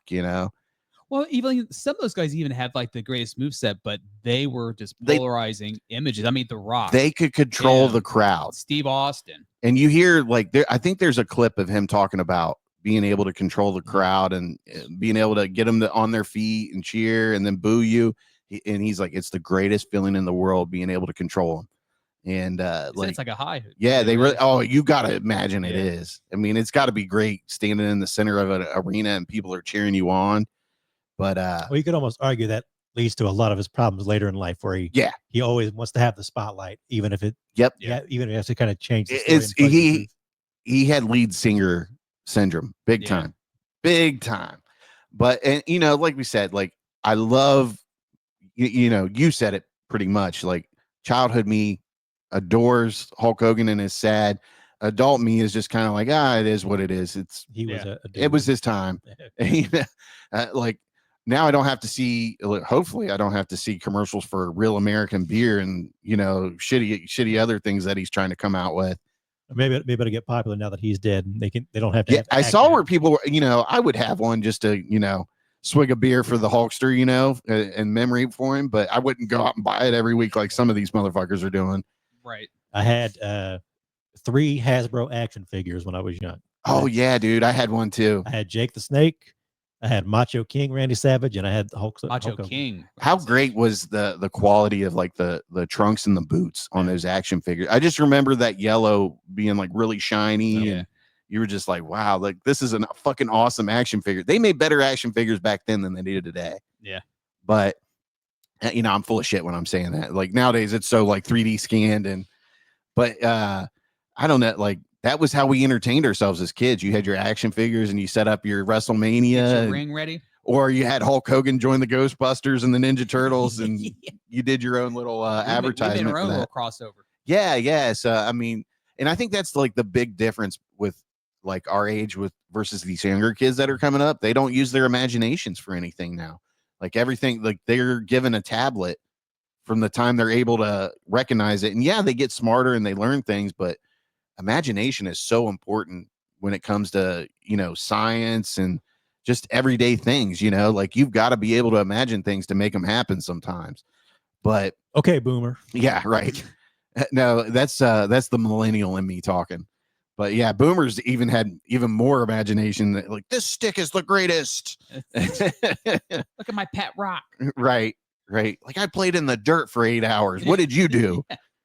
Now, listen, man, I think every generation has their own special thing. So, and yet we haven't seen Gen Z do something special yet. And it's the same thing I've said too. Back in my day, I'm like, wait a minute, let's back the fuck up here. Let's not say that. I say that, but Gen Z's adults now. So they're doing stuff too. So, but I mean, it's sad to see an icon go, but at the same time, you're like, okay, I don't have to deal with any more of the bullshit that comes with them, Keep kicking Rick. And we didn't even get into like his filmography stuff. Yeah. Really. I mean, go to IMDb real quick. He was it may be for the best that we don't. Yeah. Three Ninjas, Mega Mountain, baby. Actually, I talked about it not too long ago with What You Watching or whatever. I rewatched Suburban Commando. I watched that a bunch when I was a really kid. want to rewatch. I want to have a Hulk Hogan night and I just watch a couple you know, movies. rewatch the Well, we Manning. need to have a Steven Seagal night as well. Yeah, we do. We keep putting it off because you work all the time. I know. Even before that, we didn't get it together. I know, but we'll do it. Yeah, exactly. We'll do it eventually. So he's known for Suburban Commando, No Holds Barred, No Holds Barred is awesome. Rocky 3, and I always remembered the appearance in Gremlins 2, the new batch, Yeah. where he's in the theater and the Gremlins are being loud, and he's like, "Come on, what are you doing here?" I just remember No Holds Barred because he fought Zeus. Zeus. Doesn't a dude like poop his pants in that when he like He's like, rips what's him out, that like- smell? Dookie. Yeah. Dookie.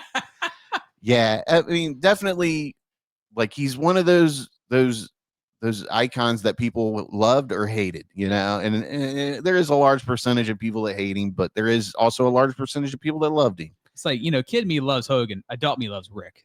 I mean, just how it just And- bounces out. And that's his legacy. You know what I mean? He's gonna be, you know, he'll be remembered as the guy that some people loved and a lot of people hated. Yep. So I mean, it is what it is. Like I've been saying for the past half hour. But okay, so we're gonna move on to Zilla's Tubi pick of the week. Let me get the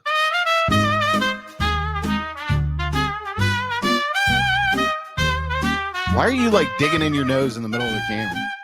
Right on the big screen. Like Rob is like bending down like he's trying to hide it. He's like, Zilla's Tubi Pick of It's his- the Week. it's his pick of the week. Yeah, his pick of the week. Dude, I get like that. Zilla's Like Tubi sometimes my Best nose will keep itching, Selection. and I'm constantly like this. And the only way to get in there is to get it and scratch it. You know? Dried up. Get that dry skin in there. Yeah. It made my eyes go wide. Okay, we can cut that off. How dare you cut it off? I know you love hearing your song, but sometimes it gets a little old. It does. It does. I gotta sign in real quick to Letterbox. I had to sign back in. Somehow it kicked me out today. How you gonna recommend this? Does this have Sean Astin in it? Oh man, 6 minutes, maybe. wow! 6 minutes and he made the cover. Yeah. The Invisible Raptor is your Tubi pick of the week here. It's been on my watch list and people have liked it. But I was like, we'll give this one a shot. You want to read it or you want me to read it? You read it. Okay. You read it. After a top secret experiment goes wrong, a hyper intelligent invisible raptor escapes the lab and begins wreaking havoc in the surrounding neighborhood. When the creature's identity is uncovered, it soon becomes clear that a disgraced paleontologist, alongside his ex-girlfriend, an unhinged amusement park security guard, and a local celebrity chicken farmer, is the town's only hope of surviving the raptor's ravenous rampage. They failed to include that the rapper's intelligent. Yeah. Like, oh man. Like it Yeah, Sean Astin's like right in the middle. So what's this guy in the dino suit fishing there? On the so they're it's basically they're trying to lure the raptor, basically. What Okay. they're doing. And he's so he the- might want to he's- fuck the other dinosaur. Yeah, that's what it is. So Oh, he's okay. like security guard / the mascot for Dino World is what it's called. So like Jurassic Park, Dino World. I tried to watch your last one, the sheep movie. Come on, man. I made it through like 20 minutes. I was really tired though, so I've Right. got to watch it again. I'm telling you, you pop a little something, you're gonna That's a movie you need to watch with, like, these movies are movies I need to watch with company so I can interact with somebody and not get I was bored gonna and hit fall you up one day asleep. like, hey, you want to get stoned and watch Black Sheep? Yeah, I would have been there. We'll make it happen still. I would have been there. But anyway, so like, what made you pick this? Like, Well, it's been on my watch list, and I was like, I want to watch something I think I'm going to be entertained by. And of course, my to-be list is absolutely outrageous. And I was trying to find a little shorter time one, so I was going to go with that one or a shitty shark movie called Ninja versus Shark. So you as a love those concept, shitty shark dude, movies. They're dude. amazing. It was Shark Week last week too, wasn't it? Yeah, I haven't really watched that many shark movies. Well, before, you've so recommended enough shark movies for the year. It's still not over with. It'll be over with September 1st. Okay. So we're gonna enjoy that. But I decided to go with this one. Have you seen this one? No, this PBS? is a new one on me. But the like the first kill scene, I laughed my ass off because it's just like so dramatic and bloody. It's just Oh yeah, it definitely it's is. hilarious. But like, like to explain how, like, well, how'd you recreate a raptor? Like, well, you've seen Jurassic Park, right? I got to imagine, Invisible Raptor, you got to have gore in it, right? Oh yeah, So there's plenty of gore, like a lot of heads getting like bitten off, and I love the little tagline, "You'll never see it coming." it's fucking hilarious. That's what she said. That's what she said. That's true. But yeah, I mean, I gave it a 2 because there's a lot of funny shit in it. But I mean, it's still not a good movie. But I mean, they do pretty well because you don't really see the creature because it's invisible. Right. So you just see like the blood and gore and people like exploding. Or Just people acting, you know? Exactly. And screaming and blood shooting out everywhere.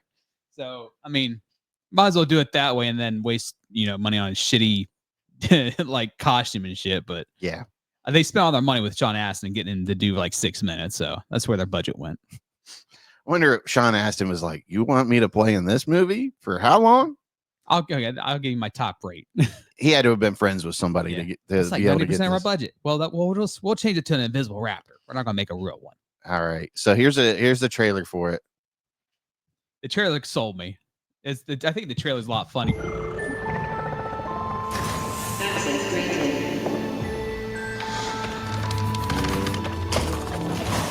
I don't know how this is humanly possible. There you go.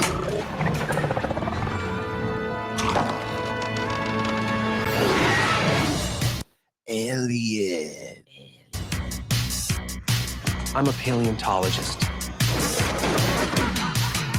Amber, has it been 10 years? Things seem to be going well. Your life sucks. You got a 1059. I don't know what that means, Denny. You thinking coyotes again? I have reason to believe there's a raptor on the loose. A rapper on the loose? Should we be on the lookout for LL Cool J? Okay, no. It's upstairs. Was that really a raptor? An invisible raptor. Sounds airtight to me. That was Charlie's mom She looked familiar. from It's Always Sunny in Philadelphia. Well, I think she played in. I think it was Napoleon Dynamite too. She's the same old beat up lady. She's and like, everything. are you coming here to fuck around? Or are you gonna buy eggs? Did she smoke in it? Oh yeah. Oh yeah. That lady smokes in everything she plays in. It's an apex predator that suppressed 65 million years of gut instinct. I have a plan. If it bleeds, we can kill it. That's from Predator. Yeah, I remember. That's how us an invisible raptor. There's new sheriffs in town. Oh man, that could have been cool. Hold on to your butthole.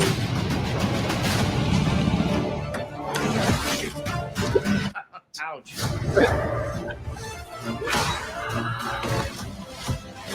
Let's kick it! We don't like invisible things in our house. Close the door. We're hotboxing. No matter what, we have to stick together.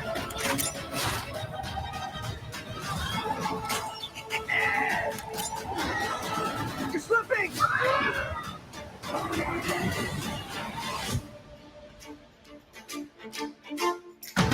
How did you make raptors? Did you see Jurassic Park? Yes. We did that. But how did you make it invisible? Did you see the Invisible Man? Well, you should stop. Don't say anything. I hate spoilers. Man, I gotta say that looks pretty good. it was entertaining. And Let's put it that way. that's my problem. This movie looks too good for a Robzilla. They look like they had a budget on this film. Yeah. And that's not what I want out of my Robzilla Tubi. It makes you wonder, did Sean Astin fund that movie? He did with his Stranger Things money. He probably just needed like a paycheck for the week. Yeah. Yeah. Man, that must have been a favor for a friend for sure. That's a big. It doesn't look terrible though. It's entertaining for what it is. It's got an average rating of 3.1. I'll give it 2. I saw you gave it 2. Yeah. So it's not even an average movie. Like, what's the deal? It's not that great of a movie, but it's entertaining. Okay, I'll take your word for it. Maybe one day I'll watch it. Maybe You just need to watch Black Sheep and Graveyard Shark is the one you need to watch. just have a shitty movie night. Exactly. Okay. We'll have that. Trying to see what Mr. Sean Astin was doing around that same time. 2023. So For some reason, I thought that movie came out last year, not 2023. So he had a pretty busy 2023. So he was on 2 episodes of the Perry Mason TV series. He Played Speedy in something called Hard Miles. He played the narrator in Go West. 2 episodes of Kung Fu Panda: The Dragon Knight. Some movie called Vindicta, Invisible Raptor, The Man in the White Van, The Shift, Holiday Twist, Scrooge: A Christmas Carol. That's podcast series, I guess. Avenging Justice, a TV series. And that's his 2023. So busy man. The Goonies money keeping him afloat. Yeah, what's the deal on the Goonies sequel? Dude, that's never gonna happen. I wouldn't say it's not gonna happen because we're getting to our next segment is Happy Gilmore 2. So I mean, I thought they made it sound like it was happening. Yeah, I thought they greenlit it. Yeah, but I haven't heard anything since then. I think they started to write it and all that stuff. Well, just like what's that Camp Crystal Lake? Is that even gonna come out? I just saw a thing today before Really? you guys got here that they are making a new Friday the 13th movie. Yeah. Well, I know that was been in the mix. I haven't heard anything about Camp Crystal Lake. I Right. thought that was like off the. Well, it was like it They was on, shelved it it. was canceled, and it was on again. Yeah, they just don't know what they want to do with it. Yeah. All right. So next up, we're going to talk about Fantastic Four: The First Steps. Against the vibrant backdrop of the 1960s inspired retro futuristic world, Marvel's first family is forced to balance their roles as heroes with the strength of their family bond while defending Earth from the ravenous space god called Galactus and his enigmatic Herald Silver Surfer. Enigmatic. So how was the Silver Surfer? I'm there's curious. always one of those words that gets me. Yeah. You definitely won't be heralding anything anytime soon. No, Harold definitely won't. Galactus. Enigmatic. I can't say it. Does the It's Silver like my Surfer- brain like short circuits when I'm like, Does the you ever Silver have words like that? Oh yeah. I'm like every once in a while there's just a word that gets me. Like it's like It's just like sea that- Like I shells. know the word, but Yeah. I can't say it. It's like that scene in Black Sheep where he's going road. Yeah. Right. Sometimes, back there. Sometimes you just go to say a word to think about it. It's like that's funky. Enigmatic. There you There we go. Yeah. Like my brain's just like You're so excited to fuck talk you. about this movie. You Yeah. just, you mispronounce no, I'm words. not that. Listen, man. Let's just say that's it. yeah. I'm not. I wasn't like I liked it. I didn't hate it. Wasn't blown away. I wasn't blown away. I didn't really love it. Like there were certain things that I don't know. Like everybody's good in this movie, but nobody really stands out. Like it just feels like a very safe movie that they dumped a lot of money into visually. So how do you feel about Pedro Pascal? As He did an okay job. I mean, do you feel like he's just there just because he's super hot right now? yeah, in a way. Yeah. I feel like they got somebody to get people excited about it because for years now, PBS and I have been saying like, who's a fan of the Fantastic Four? Like really, You just don't hear people like, oh my God, that's my favorite. Or maybe you just don't look into it. But I don't ever hear that. I mean, I like some of the like I like the first Fantastic Four movie that came out years ago that Sony did. Was it Sony or Fox? I think it was Fox. Fox had the rights to them and I think it might be X-Men. five. I think you're right. Let me just check on it. But now, I mean, look, Pedro Pascal's not a bad actor, so he's not going to do a bad job. Right. The real star of the movie, I think, is Vanessa Kirby, and it's because it's written. I feel like she's the perfect. Yeah, that because they got for it. and like I feel like they ruined it by kind of letting too much out. Like they should have never shown people that she was pregnant in the trailers. I thought like that should have just been a surprise going into the movie. Yeah, because they're like, well, she's pregnant. Well, and plus, if you even remotely know about the Fantastic Four, it's her son Franklin. Yeah. And he's one of the most overpowered, characters in Marvel or in comic books. I don't know too much about Franklin. I got to be honest. But it is. I mean, it's literally the first thing revealed in the movie. Yeah. Yeah. It will even delay it. Yeah. So it's like And like, who lets a pregnant woman like travel through space at the speed of light? Is what I want to know. He didn't know. Like I didn't think of everything. like the first two acts of the movie are like on fire. They're really good. It's really good. And I really enjoyed like them going to space and like they travel through a wormhole to get to Galactus to kind of, have like a little talk sesh with him, see if they can negotiation, basically. Yeah, don't destroy our world. Is there something we can do for you? Maybe you can destroy another planet somewhere else. You get fucked. But no, I mean, like I'll just go to my my review that I wrote for this. And you're correct. It is 20th Century Fox. Yeah. Yeah. Well, I mean, it could have been that or Sony because it's, Okay, so I put visually this is a 5-star experience. Overall, though, I'm giving it a 3.5. I really enjoyed the world they built for this version of the Fantastic Four. The retro futuristic 60s aesthetic was a cool and unique choice. The performances were solid, but nobody really steals the show. I also wasn't a fan of how the Thing looked when he talked. It just felt off. Marvel clearly wants to build towards something huge, but it still feels like they're struggling to get there. That's just my opinion. I know other people are like, oh, but they're building towards Doctor Doom. And it's like, oh, okay, whatever. Still, it's a decent movie and definitely one you'll want to catch on the big screen for the visuals alone. But it is an experience in the theater. I'll tell you that. I don't know. There wasn't enough there for me. Like I wanted a little more action and I wanted them to work as a team at the end. And I felt like that third act was just a little anticlimactic. And it was just like, oh, that's all they had to do. Yeah. That's all they had to do. But I mean, I get it. They're showcasing the power of a mother or whatever, but it just felt a little off. Is that the same feeling you have with like Thunderbolts as well? Kind of like, no, I like Thunderbolts. Did you like that more than Fantastic Four? I might like Thunderbolts a little more than Fantastic Four, but I don't know. Like I really enjoyed, like, obviously PBS and we had a nice long conversation coming back from the movies, and like I really enjoyed that it was like a sci-fi movie, and because we don't get a lot of sci-fi movies nowadays. I've heard people do like it because it is sci-fi. Yeah, and like there's a scene that looks every bit just as much as like Interstellar, right? And like when they're in space, but some of the shit is just so ridiculous, and you're like, okay, come on.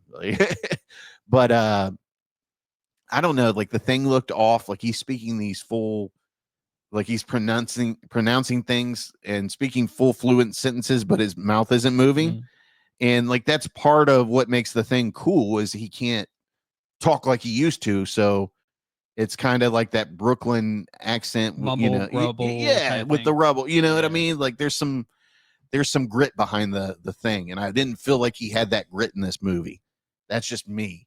But I did like that he didn't embrace the clobbering time. Right. That's like funny. He was like, because there's a scene where he's walking through New York or Brooklyn, I think, and he's like, they're like, say the line. And he's like, nah, that's just from the cartoon. I don't say that in real life. And the guy's like, it's clobbering time. I mean, that's cool though. Right. In their universe, they are very popular. Okay. Yeah. And they were so popular that they spun off an actual cartoon. And that's what he says. It's clobbering time. I don't really say that. It's just the cartoon. That's pretty funny. Well, just like even I think it was in Logan as well, because like they had those comic books written. They're like, oh well, they're all dead, so it doesn't matter. Like there's stories. I'm not, like I said, I didn't hate it. I didn't love it. It was just all right, but I did enjoy a lot of things from it. So it's a way better than an average movie to me, but it's not a great movie. Right. So like it just feels like they're just not hitting that note. You know what I mean? And maybe that's seeing those last two Avengers movies, like that's the bar for me with Marvel movies. Well, there is a whole story built to that, and there's nothing really built now. Yeah. Well, it's towards Doctor Doom. No, let's don't bullshit. They're here. Building. It was built for Kang, and who knows? Maybe after the next Avengers movie comes out, I'll have a totally different thought and love for this movie. So I mean that could be it there. How was Julia Gardner as Silver Surfer? She was good. I needed more Silver Surfer though. I needed more Silver Surfer. Like Silver Surfer shows up, then she disappears.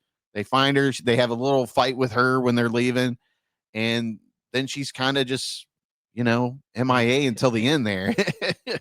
But did she flip the switch and pull Ruth? I don't know fuck about fuck. And that's the thing. Like every time she was talking, I was waiting for that like hillbilly accent to kind of come out. Yeah. But no, she's a great actress for the most part. But that whole role kind of like makes me look down on the Silver Surfer role a little bit. Like, so I mean, or it could be just from the movie Wolfman. Maybe that might be. Yeah, I don't know, man. But nobody was really terrible in this movie. Like, did Galactus sound good? Because it's got that Ralph Innes, that deep voice. I needed more Galactus too. I just didn't get enough out of this movie. That's what I'm walking away from. And now that it's coming out, like I just didn't get enough. It sounds like just like a family movie with some powers, and basically exactly what it is. there you go. I mean, I've heard people say it's the live action Incredibles movie. That's what. But there's more action in the Incredibles than there was in this movie, I think. But probably more entertainment than Incredibles. I don't know. Like, I just feel like it's not the movie of the summer for me.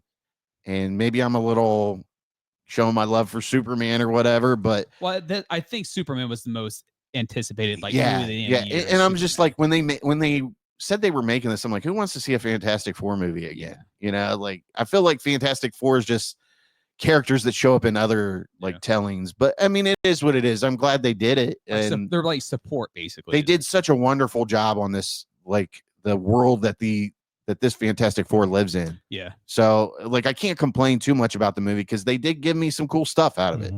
But I mean, how did you feel? How do you feel, Mr. I'm the one that's like blabbing on about this. I think I feel largely the same, even though I liked it better. I liked the chemistry, especially of Pedro Pascal and Vanessa Kirby. I've seen some reviews where people thought it wasn't that great, but I thought they were pretty good together as Reed and Sue. I feel like the one person that's perfectly casted is Vanessa Kirby. Yeah. The others, I feel. I think they're all fine. I don't. I think it's Joseph Quinn who plays Johnny Storm. He's the one for me that I just kind of. It doesn't feel like Johnny Storm, does it? I didn't dislike him or anything, but he didn't pop out at me. I needed more Johnny Storm too. I needed more of that person that like. But you see, I like the idea that we want more of these characters because usually all these movies pack in so much stuff that I want less of them. Yeah. So I'm in a way. This is certainly the only Marvel movie I've cared about since what was the Spider-Man with all the Spider-Mans in it. Yeah. How long has that been now? Yeah, No Way Home. And that one I don't even think was all that great of a movie. It was just cool to have all the Spider-Mans. Well, it's a fan service movie is basically what it was. So this is the only one I've really cared about since then. I do appreciate some people have said like you, they want more, they wanted some more breathing, but I liked the pace of this movie. I liked that I looked at my phone afterwards and it was like 2 hours. Like, oh, okay. Was it like a 2.5 hour movie? It felt like a short movie. Yeah. Like our movie time was 7. So you figure 7:30. 7:15 is the start time after, and it was like the credits rolled at 9 exactly. Yeah.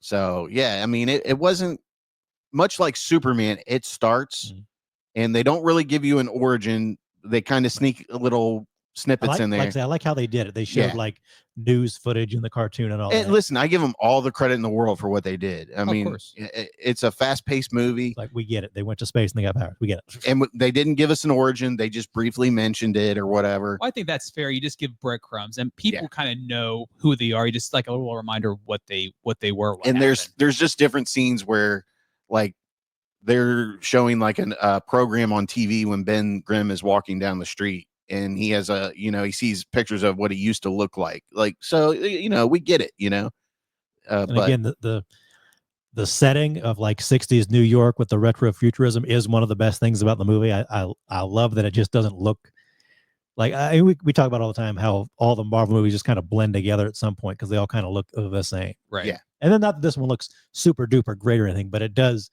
distinguish itself enough.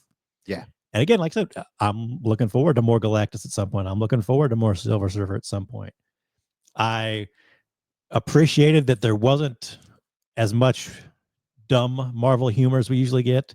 There is like one scene when they're facing Galactus and the Silver Surfer the first time where somebody has to make some stupid comment that really takes the tension out of things. But other than that, there is later in the movie, there's a Clobber in Time reference that is funny because they build up to it. So I always appreciate that was a good moment. Right. So I always appreciate when they leave out some of the snide, dumb humor that they don't need. They always feel like they got to pack in there for fans. I think that's always been a problem with Marvel. We've always discussed that too. Did you like the way the Thing looked? I didn't have a problem with it. Yeah. I wasn't big on it. Well, that's like one of the original looks, but I didn't notice anything until you said something after the movie. Yeah, but you noticed it now, don't you? I can't. I'd have to go watch it again. Yeah. Was there even like banter between Johnny Storm and Ben Grimm? Like they were good together. They had good chemistry as the uncles, Yeah. I mean, it's a fine movie. It just, I needed a little bit more out of it. And that's all I'm going to say, Was it better from that shitty one that they remade? Like the horrible one? Oh, with, it's like Michael B. Jordan and all that. And, I felt like that wasn't as terrible as people thought it was. Like if you just called it something different and changed a few things, it would have been an all right sci-fi movie. That's fair. But oh yeah, it's light years better than that. It's light years better than that. But it's hard to watch a Fantastic Four movie and Doom not be there, or a story and Dr. Doom's not involved in some way. Right. Like he is there, air quotes. Like we don't see him. There's little breadcrumbs of, like there's a, but he exists in this world. Yeah. Okay. But yeah, it's not like a spoiler. Like he's really not in the movie, because they do like a thing where all the countries like get rid of all their weapons and join like the UN kind of thing. Yeah, it's like a UN, and you see like the country spot for Dr. Doom, and nobody's there. So they drop these like breadcrumbs that are like, yeah, he's gonna be here eventually, just not this movie. But we already knew that anyway. Yeah. I mean, they did a good job on creating Galactus. Like, it was cool seeing him walk through the city and destroy shit, but like a big mech. Yeah, but I kind of wanted to see a little bit more of him, and I knew they were strapped for time, but they did a good job with it. It just, I don't know, I just didn't leave the theater with the same love that I left with like Superman and stuff, and that's fine. It is what it is. But some people really liked it, so. And some people really didn't. Yeah. Like I said, I'm with you on the rating. Like I don't think I've rated it yet, but I give it a 3.5, which is still pretty decent for a Marvel movie. There's only so many that I'd even give a 4 to. For you, yeah, that's a really good rating. It'd be like one of the Avengers movies. But yeah, I like, this was a nice standalone movie that you didn't have to see some TV series. Yeah. You didn't really have to know anything about Marvel in general. And I think Marvel's finally admitting, like, yeah, if we're going to do the TV series, they can't be connected to the movie. Like I said, I haven't watched any of them, and I don't really have any interest in any of them. Just give me a movie. Some of them are really good. Yeah, so. But I don't care.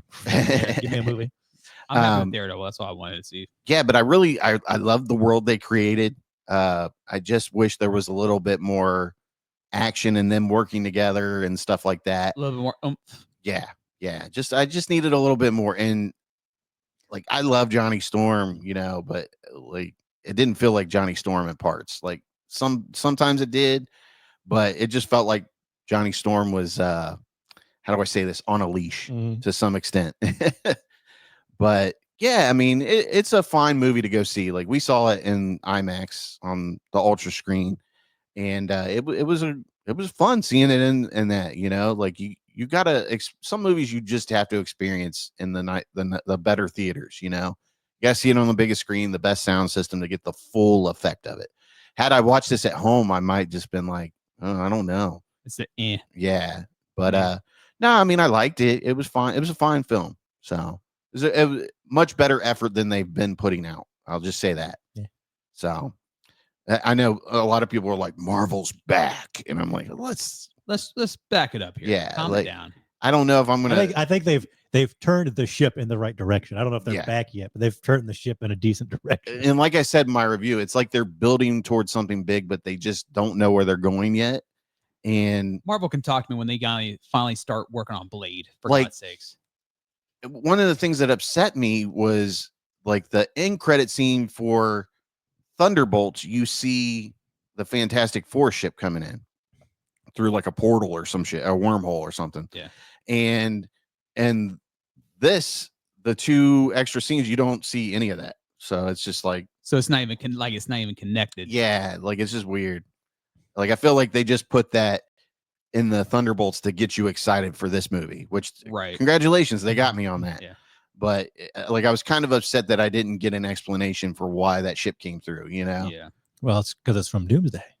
Yeah. No, I like the idea that the two post-credit scenes didn't really, they tease something for more Fantastic Four, but they don't necessarily tease something for the whole universe. Right. Yeah. And I kind of like that kind of goes back to like the original Iron Man and that stuff. The teases didn't really tell you a whole lot. They were just kind of teases to keep you going along. And I think people have read too much into those over the years instead of just being kind of fun teases like, okay, I want to see the next one. And I think that one did that. And I'm more excited to see the next Marvel thing than I have been for quite a while. Well, just like, what was it? Like Shang-Chi, like that whole ending thing, and then like No idea where they're going with it. Like, Yeah. they just threw it together. Right. Yeah, Shang-Chi or whatever it is. Like, I thought Shang-Chi was awesome. it was a for fun what movie, yeah. but yeah, like you were saying, like, what are we doing at the end of this? Right. I'm like, oh, and we well, haven't seen that character since then. Nothing mentioned with the 10 rings. Nothing like it's supposed to be this and that. And I did go home the day or so after the movie and order a trade paperback collection for Fantastic Four. Oh, good. You were talking about that, having a hard time finding stuff. Yeah, well, even after was it Deadpool 3, the recent one, right? Yeah. Even after that came out, I went home and like, man, I want to read some more X-Men Wolverine stuff. And I went out and found the collection that like introduces Wolverine and like the new X-Men team. And Marvel usually has that stuff out there. And I wanted to kind of read a little more. I've got a few Superman collections at home, but I kind of wanted to dig into it more. And afterwards, I looked it up on Amazon. It's really kind of hard to find, or it's kind of spotty, unless you want the couple of usual collections that everybody talks about. And I kind of wanted to get into like a nice collection with like 10 or 20 comics in it, but DC just doesn't have them out there. So you missed out on a sale, DC. Yeah. Mm-hmm. Dropping a ball. God damn it, DC. All right. We are on to our last segment of today's show. And are you ready for this? We're going to talk about Happy Gilmore too. Happy Gilmore, more like Happy Gil less. Wow. So before we even dig into yeah, let's hear your hating. He just sounds so disgusted before he even started. I saw this 4.5-star rating you have, which, by the way, Robzilla, is a 0.5-star higher than the original Happy Gilmore. So I noticed I did do that. My question to you was going to be, were you high when you rated that? Absolutely. Instead, my question is, how high were you when you rated that? Because you must have had a whole bag there, buddy. Well, I watched the movie with Jason, so I had an extra like. There's the extra half. Yeah, dude. Like I'm surprised you didn't get a whole star with Jason.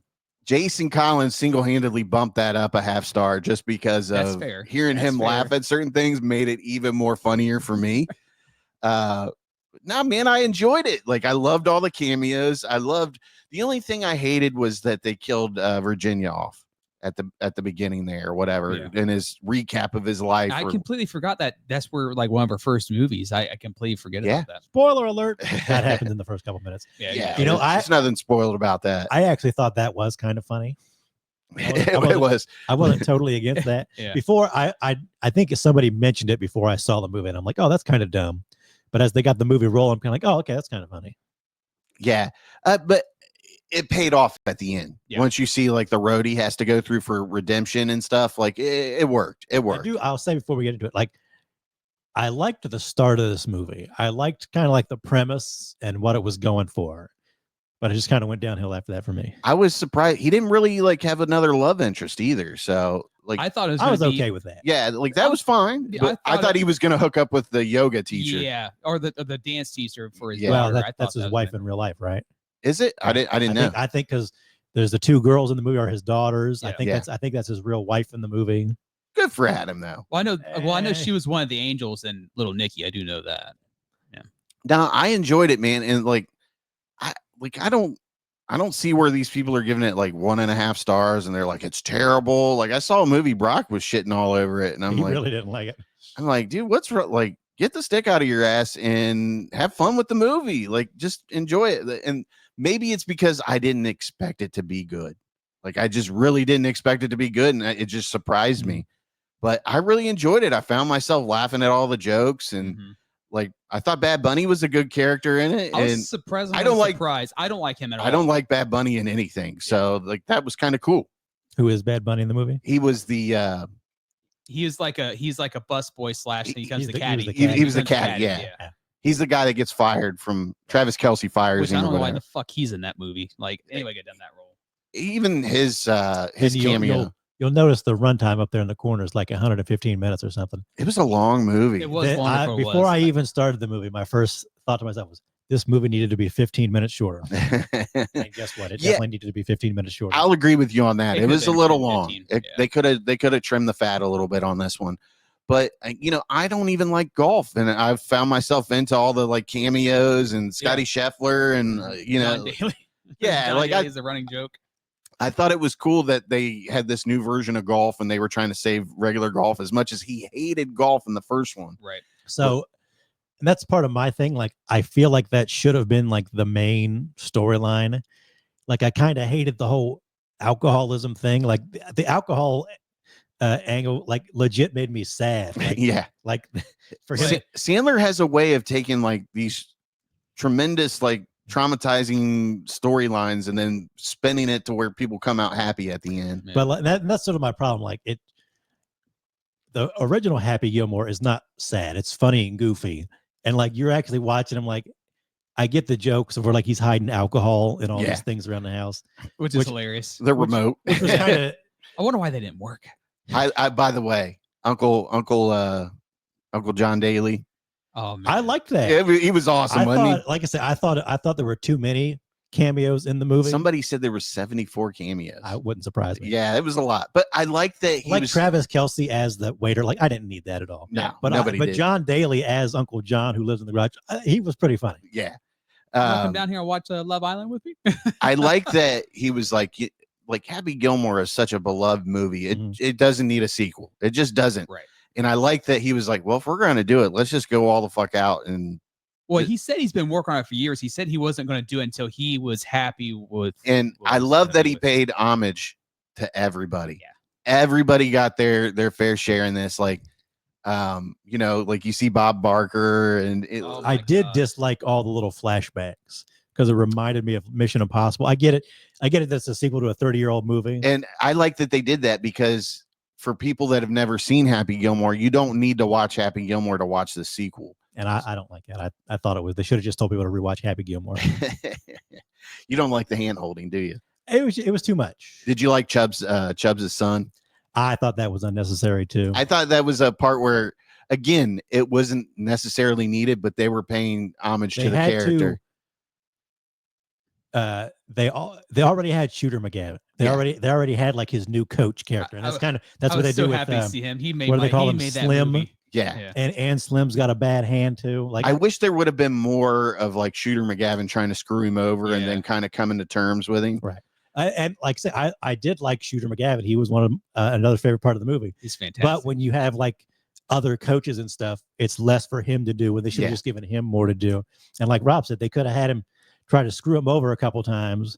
Like, you know, they have Eminem play the son of the jackass guy. I mean, that's what I'm saying. They really what? They really paid homage to everybody in that first film. They could have taken that out and had Shooter McGavin call him a jackass or something. Yeah. And it would have given his character more to do and less of all these kind I loved that they just went crazy and like he gets thrown into the pond there and the gators just get him. Like he's just like literally to the last second he's like, fuck you. he's like punching the gators and shit. Yeah. And people were wondering you trying to help him. They're like, oh, first fatality here. And I get, like, say they had to do the alcoholism angle so you could go to the HAL and bring back Ben Stiller and all that. And like, why couldn't have Ben Stiller have just been working at the mental institution where Shooter was? Yeah. So like I said, there's a movie in here I kind of like and would have liked to have seen that would have, it didn't need to be like this long and this kind of silly. I just like that Adam Sandler's like, I'm going to do whatever the fuck I want. I'm going to make it as crazy as I want. I don't fucking care if people don't like it. You could also make it good though.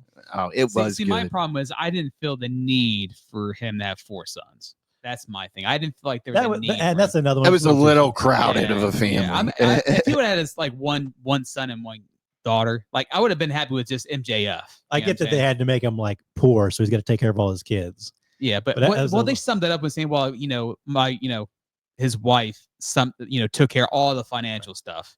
So that's why he didn't know any of that stuff. And again, like I said, they could have kept that in there somehow without turning him into like a full-blown alcoholic. Right. And she could have still died and all this. Right. So like I said, he could have suffered from depression. I liked the premise, and there was a movie in there that I would have liked quite a bit more. But I think he just, again, the original Happy Gilmore was like a 94-minute movie or something. And because I rewatched it the other night before watching this one, just because I hadn't seen it in, who knows, 10, 15, 20 years. I watched it for its, what was it, the 30th anniversary, like a year ago or something. And it zooms right along. You get all the good characters. You get all the funny line. I eat pieces of shit like you for breakfast. Yeah. And it doesn't need to linger. It tells its story and gets out. And I think that's a mistake they make in this one is they don't just tell their story and get out. I tell you what, I lost it when like they spoiler alert, but they they have to use shooter because they have a player DQ. Yeah. And that he's was like, a funny scene. dude, that was fucking hilarious. He's like, it's just a sleep. He starts helping put his fingers together. I needed more shooter out of this movie. That's my one of my big harps on this movie is like I just needed more shooter. Dude, when he threw like coffee in that guy's face. Yeah, that was Oh my hilarious. God. That guy plays a douche in everything, by the way. I kept trying to think of like what he reminds me of. And I think he just reminded me of all those AI JD Vances. Yeah. So I was really glad when he got the hot coffee to the face. I loved it. And then later on, Shooter's like, how's your face doing? Like, want some coffee for that other eye? The part that I lost it on there was when he's like running out of the mansion or whatever. And he's like laughing like a hysterical idiot. The guy's screaming. I didn't like that they made Shooter McGavin like a mental patient all these years. Like he would have gotten out of that eventually. I was okay with it. I was okay with him being. I feel like he could have, but then I think that's very fitting because like, I feel like he was just so deranged that this guy showed up and took his glory. I would have liked it better had he just kept golfing and Gilmore kept beating him every year, and he would have had this hatred for him after all these years. Yeah, but it worked out with what they were doing. Like the part where he shows him the new golfing that they're working on. He opens the window up so he can see him golfing. He was like, golf. I will not have anything to do with this abomination. Like he just had so much respect for golf, But no, I mean, like I liked everybody, man, and I had I laughed like from start to finish, and I was it recently in this year I was talking about John Lovitz, and I was like, I need more John Lovitz and things, and he's starting to come around and do. I wish his part had been different. Like he does a voice or something that I found. I thought the voice was just like go back to your mobile. He was trying to be like I loved it, almost British sounding or something. I didn't like it. No, I think he was just a rich snob, and he was like, "Go back to your mobile home." Well, he does that in Tires too. He's like, "My lumbar." Yeah, my lumbar. Like that's John Lovitz. That's what he's known for. Like I say, like the rest of me. I wish somebody would have just was like, John, dial it back 5%. Like there was two quotes that I loved from the movie, and one of them was, "Go back to your mobile home." And like and what happened after that was great too. Yeah, that was fun. Like that shit had me, I was in tears right there. And then there's a part, I forget who says it, but they're like, whatever you fine English woman or something like that. That's Chubb's son. Yeah. You find English hillbilly. Yeah, you find English hillbilly. Yeah, like I was like, oh, I was dying at that. But just happening. There's a scene earlier in the movie where he goes out to play golf for the first time. Eric Andre. Yeah. And that was great. I thought it was too dumb. It was like everything else. It was good for a minute, and then it was too much. How hot is Margaret Qualley, by the way? She is a smoke show, dude. And like I'm watching this, I'm like, I can't watch movies with her in it. She's too distracting. Her beauty is just too distracting. But it was still good though. Oh yeah. I like that when yeah, they found out who he was, they were like, holy shit, we've been playing golf with Happy Gilmore. He said, Happy Gilmore sucks. Yeah. Hey, he rocked that one ball though. Yeah, he did. Dude, he fucking wrecked this golf cart. Yeah. That was great too. Like there was just so many, like I think you would have liked it more if you'd have watched it with me and Jason. Because I don't know. I feel like you would have got at least a 3. If you watched it with us, I've been in 3, I think. I'm blown away that I rated this as high as I did. I rated that's it 4. The thing. Like I rated this movie 2.5, and it's at least a half star better than I thought I was going to ever rate an Adam Sandler movie ever again. Man, when I tell you, I was ready to hate this movie. I was ready. I was waiting for a huge debate today. I was ready to hate the movie, and they were on the right track. It just like a lot of these Netflix movies, they needed somebody to tell them to dial it back and no. And I love that. I get it. They gave Adam Sandler a bunch of money because they wanted Adam Sandler movies. Go for it. I love that he went crazy with it. Like I just loved all the cameos. I loved all the absurd things, like him getting a DUI with the golf cart was hilarious or whatever. Like that shit was hilarious. They're like, well, how do you feel about Mother's Day? I'm like, that whole thing was kind of stupid. Like I didn't need that. I'm like, come on, it's just. Well, I get that they were trying to get a little jab in there and get you to feel emotion over that. But I don't know. I didn't have too many problems with it like most people are having. There's a part I laughed so hard with Steve Buscemi Yeah. When they're beating the shit out of the car, and this is a family matter, and then he stops and does like a little twirl, and then runs away, and they're like shocked. Steve Buscemi being the guy that just pisses in the mailbox every time they drive by the house. Like, that was hilarious, dude. You have a mailbox I can go to the bathroom in? Yeah, Steve Buscemi, man, it's great. Like, and even Rob Schneider's little. Oh gosh, I know. I was like, how about the dude from Waterboy? I know. He's rubbing his. He nipples. ran in like when the shooter starts freaking out. I can't stop laughing. Yeah, I mean, there's tons of great moments in this movie. Like, is it better than Happy Gilmore? I need to go back and change Happy Gilmore to a 5-star because it's a 5-star movie. Like, it's held up. It's endured the test of time, and it's just always going to be a great movie. I was ready to come on and say, you look at a movie like Happy Gilmore, which I don't know what the budget was, but I'm sure it was, 5 or 10 million. Like a lot of those 90s movies, just regular comedies look good. Yeah. And I was going to see if I had something to say about this one, but I thought for the most part, this movie looked okay. Yeah. It wasn't bad, but you could tell it's like, you can identify like Netflix films versus, which is fine. Like they have Kevin Nealon's character back, Gary Potter, just just positive energy. And he's like an announcer for one thing. It was kind of dumb. I wish they'd done something else with him. But the guy's like, what the hell is that guy talking about? Yeah. I liked it. I thought it was a good movie.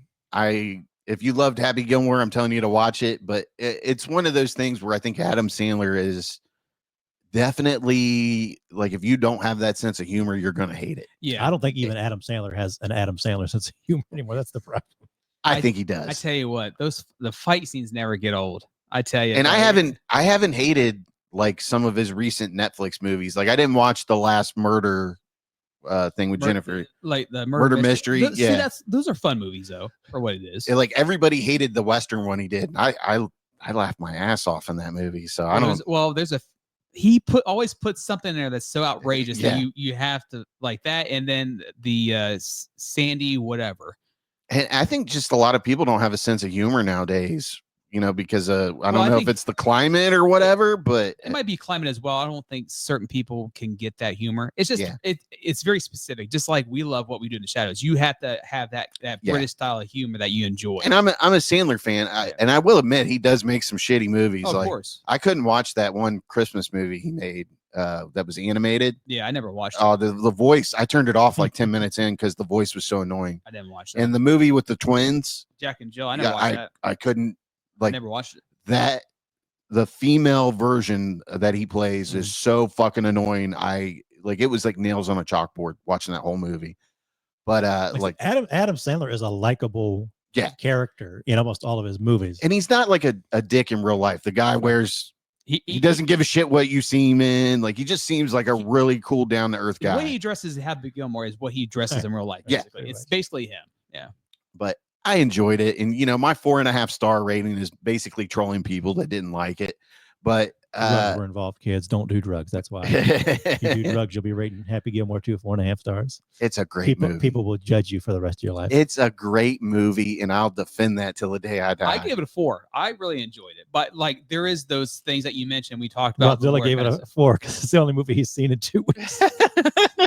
That's not true. He makes time for Tubi. That made me laugh. The only non-Tubi movie. That made me laugh. So that's he's like, oh my god, it's a Netflix masterpiece. The quality is like a notch above Tubi, so it's like fucking amazing to Rob. Hey, he sees this and he's like, "This is a well done movie." Hey, I watched Until Dawn as well. That came on Netflix. Was that good? I don't know. Did I tell you what? That's not the worst movie I've seen this year. It's actually I don't know. Well, no shit, it's not the worst movie you've seen. Well, no, it's actually not bad. It's really not. There's no hardly CGI. It's all special effects. So it looks really good. Okay. People shit on it because it's not exactly like the movie. The game. And that's all. Well, they like the Yeah, game. Sorry. yeah. And I'm like, big fucking deal. It looked okay. Yeah. I mean, I would prefer the setting of the game because I like that setting. It's like in the cabin and like in the winter ski resort closed down. I would have liked that in this, but I liked it for what it was. All right. So go watch Happy Gilmore 2. Let us know what you thought. If you are on PBS's side and you just didn't care for it, it was just okay. Or if you hated it, let us know. And if you loved it, let us know why you loved it. We enjoy your commentary and we like interacting with listeners. And, you know, if you interact with us, chances are we'll talk about it too. Not me. I don't give a damn about you peasants and your opinions. This ain't your rich white man. As always, call to action is to share the show with one person. From there, we'll get another person to listen or watch. You know how that works. It's like domino effect, you know. If you got a good job in your area, send Robzilla an application. I'm sure I'll be called a racist for not being as hard on Hulk Hogan as I was. Fucking bigot. I know. I'm a bigot, you know, as much as I hate bigots. But If you zoom in on the corner of that Hulk Hogan sex tape where he's saying all those N-words, Sleazy's in the corner. Like with my old like Android phone, you know. They didn't hear you, Hulk. Say it louder. Taking blurry. Can you hold still? I can't get this to focus. Like, Hulk, say the N-word again. Yeah. Speak up, Terry. Speak up. What is your daughter's boyfriend again? I can't remember. Oh yeah, brother. Let me tell you. I'll say it loud and proud, brother. I ate too much. I'm like a fat pig. Dude, that sounded like Scott, didn't it? Yeah. I said, I feel like a fat pig. Yeah. But yeah, so that's all we have for you. And am I forgetting something else? Tell them to keep it sleazy. Yeah, keep it sleazy. Thanks for listening to the Sleazy Podcast. Make sure you hit the subscribe button and remember, listen to Sleazy.